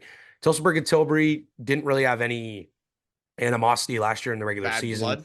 There wasn't any of that in the regular season. We didn't even know, really, because a lot of us, one of the first Thunder games I actually watched was down in Tilbury around my birthday last year. Tilbury's Hockey Fights Cancer Night. They ended up beating Tilsonburg in that game. I think it was 7-5. And it was a good contest, but it wasn't until the playoffs started that the real rivalry began. And we got to see both teams. It was physical. It was insane the way that the two teams played. Tilbury jumps out to that 3-0 series lead. They win game 1 in overtime. We thought by the end of game 3, it's over. Great season, Tilsonburg, but the boys last year proved you can never count a team out until it's over. Yogi Berra said it, I believe. It ain't over till it's over. And you know what? It's a very similar feeling this year, but because it's a whole different season, new teams, I don't know what to expect, Raji. I know it's going to go deep. I think it's going to go 6 or 7. And in terms of who I would give my edge to, I don't even know, because both teams are good on the power play. Both teams are really good shorthanded. Both teams have veteran leadership. Both teams can skate really well. I like the young guys Tilsonburg's added, but at the same time, Tilbury brought in some guys that can make a difference as well. So I think defensively, these two teams are very similar. I think that you can look at the resumes of the guys on defense of both Tilbury and Tilsonburg, and I think they're this close. So I think this is going to be as close of a series as it gets. I think that this year, personally, if one team gets a 2 or 3-0 lead, I don't think we're going to see the same miracle we saw last year. But I do believe that with it appearing to be, and it's not official yet as of the release of this podcast, but with it appearing to be a home, away, home, away, home, away, etc., it appears they're going to split. So game in Tilsonburg, then game in Tilbury, then game in Tilsonburg. They're all at 7:30 as well. Yeah, it's going to be up in the air, right? No team is going to get back-to-back home games. I like that because of the travel factor. It's going to create a level, even playing field. Yeah. And all the antics of last year are gone now, but a lot of the same guys in that Tilbury locker room are going to remember last year. They're going to remember laying on the ice, head down, with Jake Brown and the boys in the corner. What a view, right? Something else. Oh.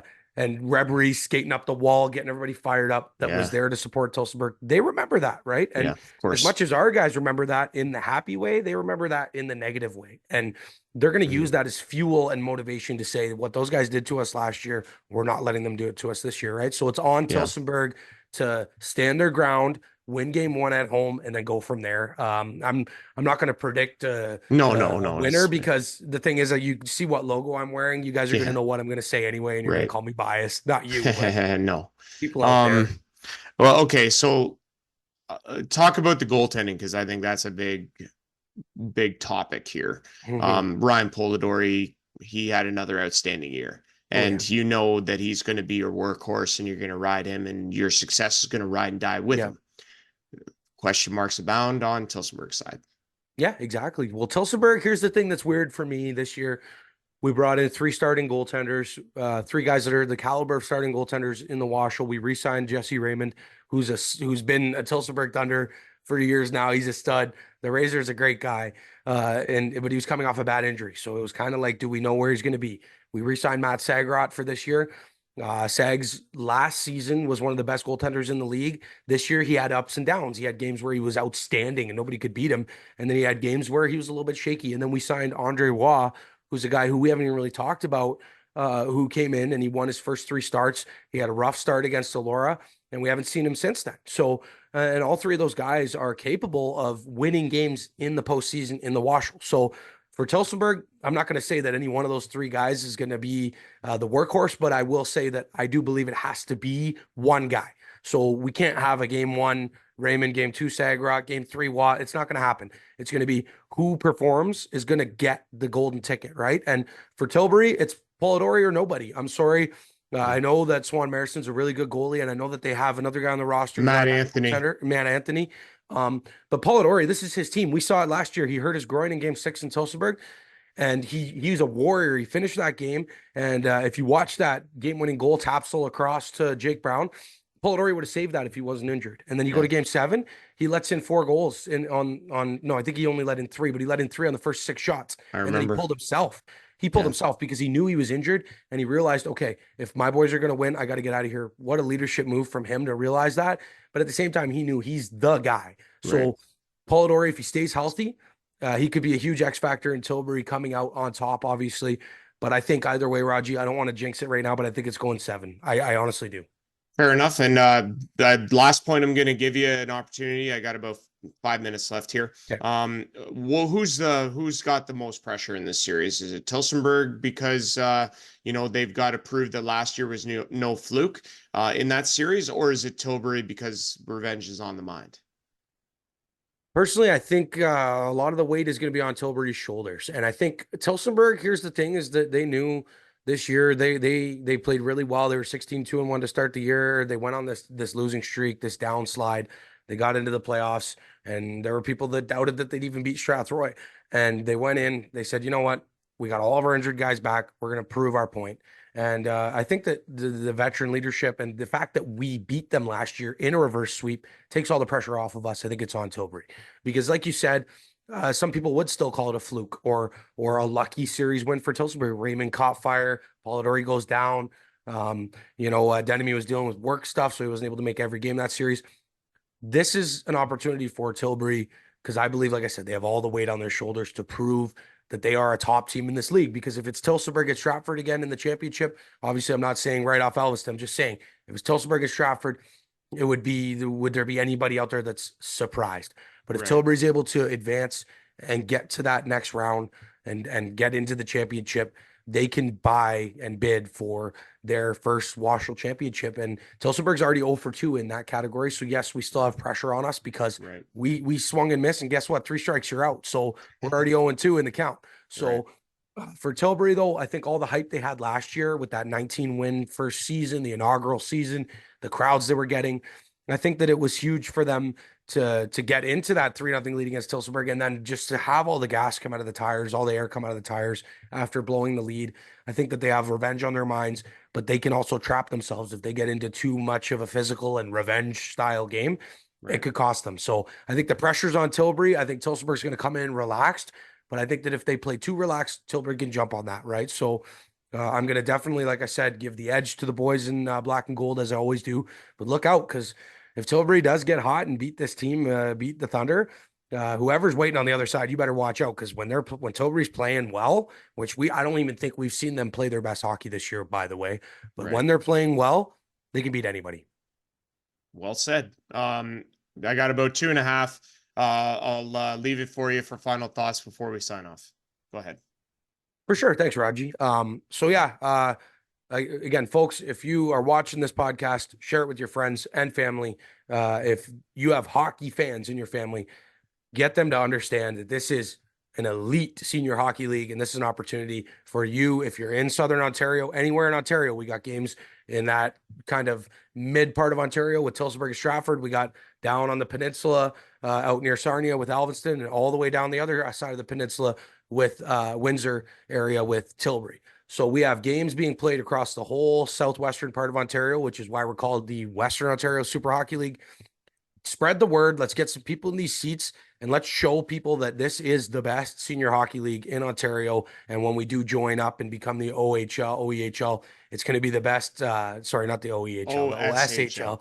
I just almost burned us there. Hey, but no, it's all good, man. In my closing thoughts, that's what I just want to say is that spread the word with friends and family. You see guys like me and Raji that are fired up and excited about this stuff. Why do you think we're excited about this stuff? Because it's great hockey, it's great entertainment. And as we get down to these Final Four, folks, tune in on Sportfy if you can't make the games, because this is going to be one heck of a ride. Yeah, Final Four. It's going to be fantastic, and we're in for a real treat. We've been speaking with Trey Hamilton, play-by-play man of the Tillsonburg Thunder. Game 1, Tillsonburg in Tillsonburg, this upcoming Saturday, 7:30. Tilbury is the opponent. Game 1, Game 2 Sunday in Tilbury, 7:30 also at the Tilbury Memorial Arena. Trey, pleasure speaking with you, bud, and we'll definitely catch up throughout the playoffs. Thanks for doing this. Thanks a lot, Raji. Anytime you want to have me on, let me know. I'm down.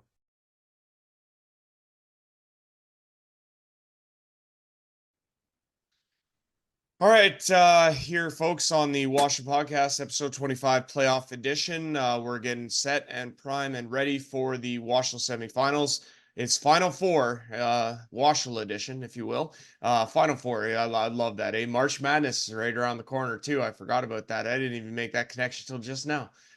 Pretty wild, though, because really the Final Four of the WOSHL is probably would be one of the best March Madness type of situations. I mean, you can't ask for a better Final Four. You have a battle of, a heavyweight tilt between the Alvinston Killer Bees and the Stratford Fighting Irish, and then you have the rematch, of course, which they're being dubbed as, between the Tilbury Bluebirds and the Tillsonburg Thunder. Of course, Thunder coming back from 3 down to win that Cinderella series last year in 7 in thrilling fashion, and then getting swept out by Stratford. We all know the narrative. Brian Hawley joins us from the Stratford Fighting Irish, color commentator. Third straight week you're on the podcast, buddy. I know we talked about this in Stratford, making it a regular thing. I don't think it's such a bad idea. Hey, how you doing? Thanks for having me. I love doing this, especially at playoff time, man. It's just, I agree with you. The Final Four sets up so marvelously this year. You can't ask for any more. Before we get into our second round series, though, give me your thoughts of Stratford Elora and what you saw there in that 3-game sweep. Well, I think the first thing I want to say is that much respect to the Elora Rocks, down 2-0. They got kind of, they got beat pretty handily in game 2 and gave up 2 goals early on in game 3, and it would have been easy for them to mail the rest of it in, but they are men, and they stood up and were men about it. And Stratford didn't score again until well into the third period after Elora had tied it. So I think the better team won. I think that pretty much most of what we talked about pre-series and what we talked about last week after the first 2 games, most of that was pretty bang on. But again, you really got to have respect for an Elora team. Even after they were down 2-0 early on, and what was that, 4 minutes into the game, Stratford scored. Yeah. But they turned it around. That first 10 minutes, they got through that first 10 minutes and then turned it around. And I thought they were the better team in the second period, to be honest with you. Mm-hmm. Their defense changed the way they moved the puck. They got it out quicker. They had shorter passes. They did exactly what they needed to do to get the puck out of their own zone, and then went down and put pressure on Stratford's defense. And only the fact that they are such a stalwart group, 1 through 6, and got a really good game out of Zach Weir in net, and some good back checking from the Stratford forwards that shut them down. And once they got that second goal, Stratford shut them down. And I think that's the biggest difference between the 2 teams, is that Elora just doesn't have that shutdown ability where Stratford does. Right. And, their pedigree showed up in game 3 when it mattered most. They locked it down and didn't give Elora another goal. Absolutely. And that's why they won the series. No, I couldn't agree with you more. We were watching the same game for sure. Thoughts on the other series? Anything stick out for you? Well, I mean, Alvinston Petrolia series was so much fun to watch. Yeah, it was. I wasn't there in person for any of them, but I saw all the games except for game 1. Saw them on the stream, and the energy in the Alvinston barn. I'm not going to lie, I preferred Alvinston, and that's not a slight against Petrolia. But what's going on in Alvinston this season, the turnaround, the atmosphere in the rink, I mean, that is just, it's so fantastic. And that's what makes this Final Four special. On the other side, you've got the Tilbury-Tilsonburg series, which I'm sure we're going to talk about for all the right reasons. But this series coming up now really it's delicious. It really is from a matchup standpoint. It's the upstarts against the defending champs. And I said the first time we were together on this show pre-playoffs, I said, is Alvinston ready to step up and win a series against a team like Petrolia? And I did not pick them to win the series. I was wrong. I'll be the first one to admit that. And when you watch the games, they really went at Petrolia with team speed. They came out of the gate flying in every game. It wasn't until game 4 that Petrolia actually scored first, but even then it still wasn't enough. They just kept hammering away and stayed out of the box by and large, and could, they got great goaltending from DeConing. Yeah. And it's a great story for the league. It really is. I'm so happy for this franchise. Now, being sort of employed by the Stratford Fighting Irish, I have a rooting interest, that way. But I just can't wait to get the series started. Game 1 up in Alvinston. I'll certainly be making the effort to be there for that. Apparently, you better get there early, or you can't get a seat. It just drips with anticipation. I can't wait to get the series started. Yeah, it feels like there's a pretty rich history with this Alvinston Stratford rivalry, if you will. Dates back to year 1, obviously, we talked about it. Best of 3 series for seed number 4, which ends up going to Stratford after they win 2 games in Stratford back to back, 1 at 11 a.m., which was crazy. Rosters have changed quite dramatically. A couple of big noticeables there that we can talk about is Scott Case. He was a captain then. He retired. Now he's a bench boss. Sebastian Noguera was a killer bee. Now he's a Stratford Fighting Irish. Lots of juicy storylines. Obviously, Alvinston's come a long way. So is Stratford, in a sense, defending champs. One of those, Alvinston's playing the role of the scrappy underdog, and you got the defending champs. I mean, the guys who have something to prove because they don't want anyone to think that last year was a fluke and that they're for real. I don't think anyone does think they're a fluke, but you get what I mean. Just it has a lot of underlying stories and subplots that just make it so fascinating to see what really happens here. Because, and again, like I said, first game in Alvinston, boy, that place is going to be rocking. Not only do the teams on the ice hate each other, but I guarantee you most of the people in the stands will hate the Fighting Irish and make it very difficult on them. That's what makes it so great, right? It's just going to be how the buildings are for the atmosphere for these games, because on the ice, they're going to be as tense as ever, or as intense as ever.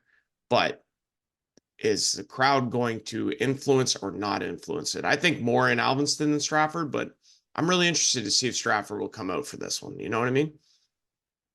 100%. I agree with you. And, there is a youthful exuberance to this Alvinston team. You can see it in the energy and in the synergy as well, not just in the building, but on the bench as well. You can pick that up through the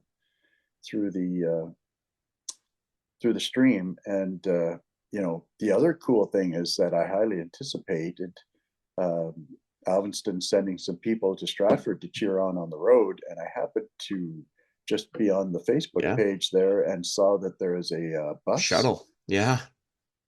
for game being 2 rented to take Alvinston fans to Stratford so that they can get a ride on the bus and take advantage of the $3 drinks that are going to be available on Saturday. Man, it's going to be a Allman party Arena on Saturday. Holy Well, when you smokes. consider there was about 700 or so people at that game In 3 Alvinston. for Yeah. Stratford. No, in Stratford.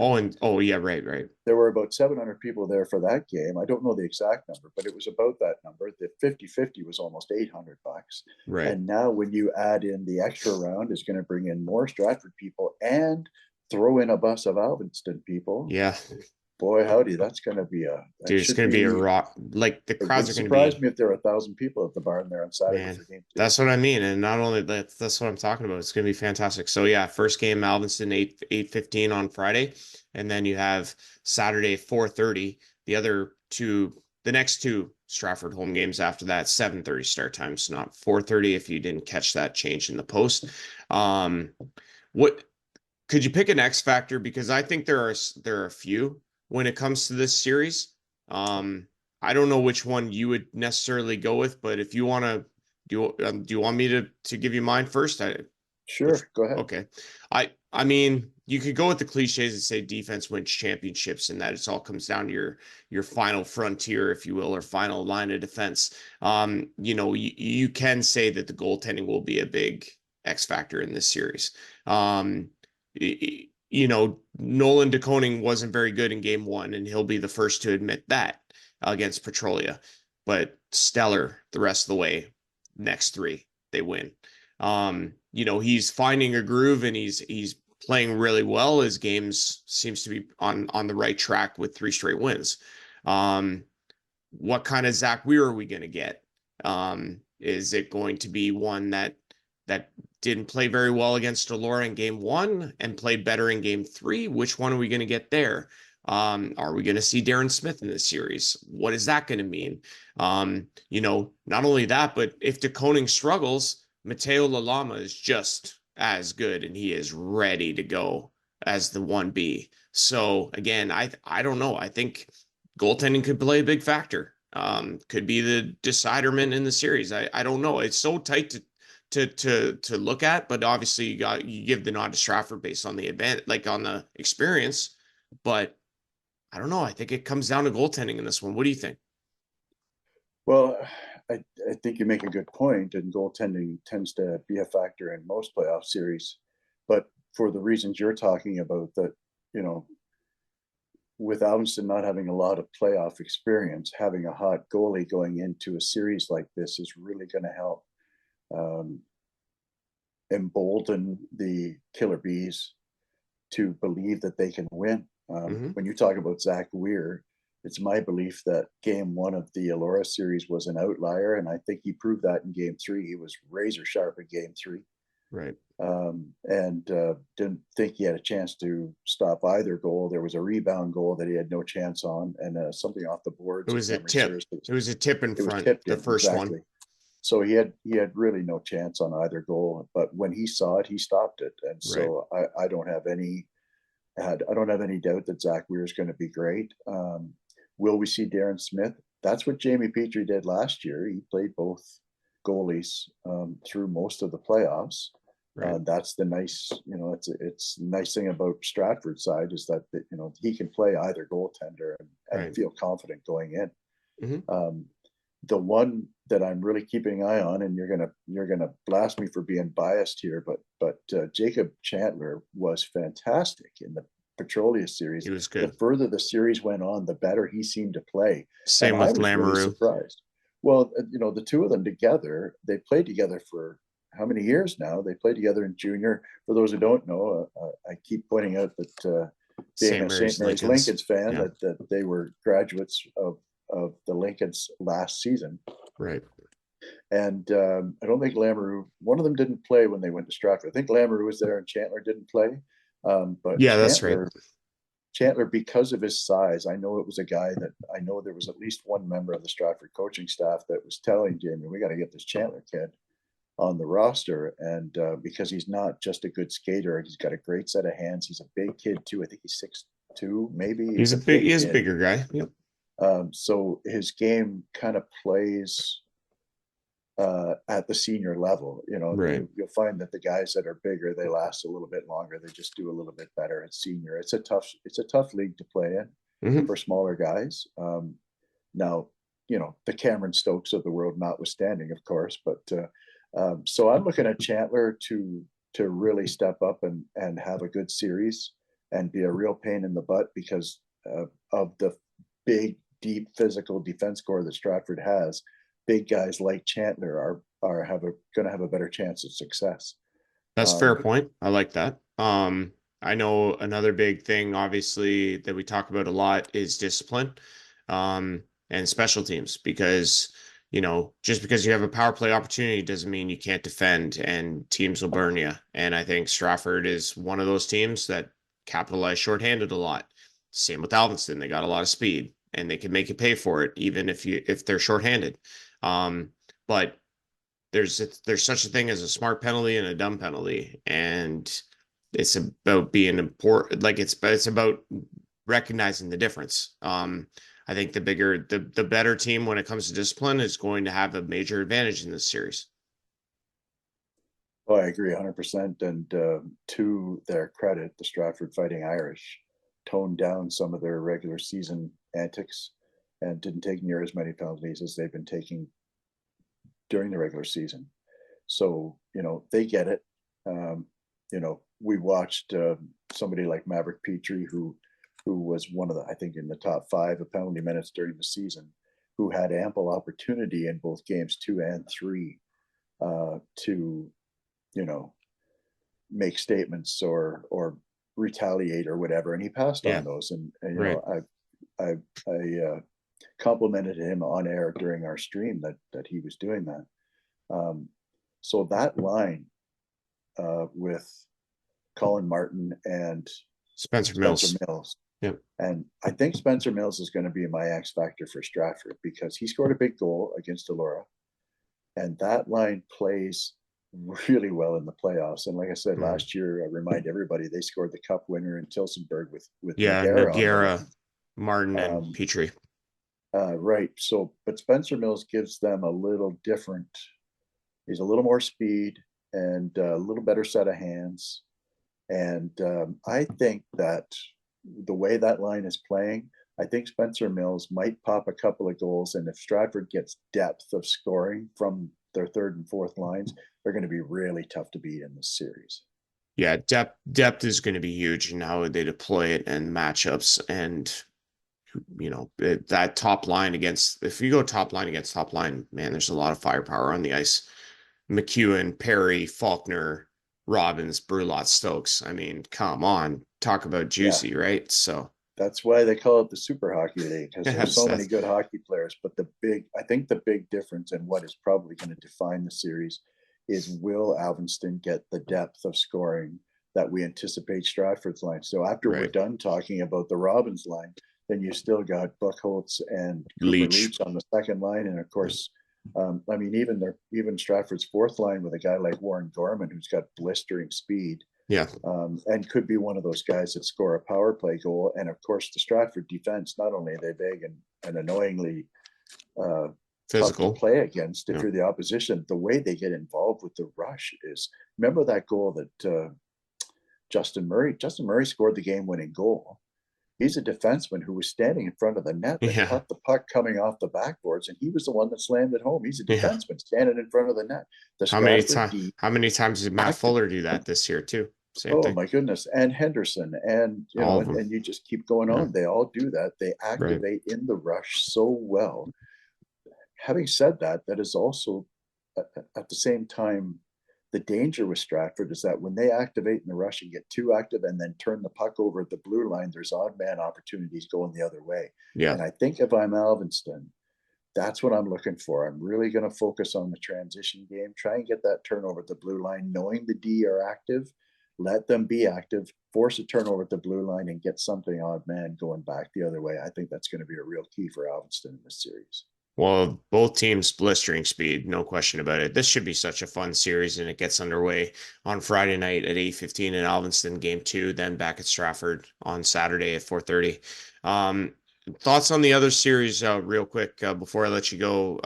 it's a rematch, obviously. Tilsonburg coming back from 3 games down to beat Tilbury, top team in the league last year, Tilbury. Now the tide has turned. Tilsonburg with the home ice advantage. They're the 2, Tilbury the 3. What do you see about this series, and how do you see it going? I'd be honest with you. You need a crystal ball to pick a winner in this one. Right. Tilbury, like 2 teams that are hungry. Tilbury hungry for revenge, and Tilsonburg hungry for a championship. Tilsonburg has the team this year. They look to be healthy. They seem to be healthy anyway. I don't know of any injuries that they have currently. They summarily dismissed a very good Strathroy team in 4 games. And I don't think Tilbury was really pushed against Woodstock. But the one thing you have to really focus on is the fact that what they did to Hugh and Palello, they got a few points, but they were never in danger of breaking out. Yeah. So I mean, Tilbury played so well. They've been kind of quiet this year, which kind of scares you going into the playoffs when you don't hear a lot about a team. But this is the same team that was the number 1 seed last year going into the playoffs. You're right. They're pretty much the same guys with Shagrintsev and Denemy and Winkworth and Polidari and the defenseman. Sorry, I forget his name. Jennings. That's him. He's good. And sorry about that. And no, that's okay. So, I hesitate. I think it might be another 7-gamer. I think that's the only thing, is that if Stratford plays up to their capability, they could make a short series of this and then watch Tilbury and Tilsonburg beat the tar out of each other. Leading into the final, which was a big advantage for Stratford last year after Tilsonburg expended so much energy coming back from 3-0. So it is an absolute coin flip. I think I'm taking Tilsonburg just on the home ice advantage. They're tough at home. Yeah. And they're going to get some really nice crowds as well. It's going to be good. This is so cool for the league. It's growing in leaps and bounds year over year. And, we've got a Final Four that we can dig our teeth into and should produce 2 really great series. You're going to be wanted to, my only regret is that Tilbury is almost 3 hours away from where I live. And I would love to go see a couple of those games, but I'll have to watch them on the stream on Sportfeet and then try and make the games up in Tilsonburg. Yeah. So I think, I think I'm heading to Tilsonburg after Stratford on Saturday. So, final thing for you. Did you happen to see the Frank Namath hit on Travis Winkworth? Sorry? Did you see the hit from Frank Namath on Travis Winkworth in the Woodstock Tilbury game? Yeah, that was. Man, I'm so glad Winkworth is okay, because those are the kind of hits that knock you into next week. I think the reason I look like I do now is because I took a couple of those hits. But so we've always commented on Winkworth's speed, and he's going at full tilt up the ice. And Frank Namath, they call him Frank the Tank in Woodstock, I guess. And man, he steps up to him and he lays him out with the cleanest body check you'll ever see. Like, he doesn't leave his feet. It's not charging. He just comes in clean and he catches him with a great body check, and Winkworth practically falls. He practically flied into the friggin' 4th row or the seats. It was crazy. I said, I'm just glad he's okay, because those are the kind of, well, he got right back up and played the rest of the game. Get injured, so good on both players. Great hit, and then great recovery by a tough guy, Winkworth. Probably one of the best hits I've ever seen, though. Clean hits, anyways. Well, probably an all-timer for this league, that's for sure. And we've seen 100%. Some big ones, haven't we? Oh, yeah, we have. Expect more in the Alvinston Stratford series. All right, Brian, I'm going to let you go, buddy. We've been speaking with Brian Hawley, color commentator for the Stratford Fighting Irish. Irish open their best of 7 series with the Alvinston Killer Bees on Friday in Alvinston. Should be a great series, and we'll see you and hear from you on Saturday at the Almond, 4:30. Absolutely. See you then, Raji. Thanks a lot. Thanks, Brian.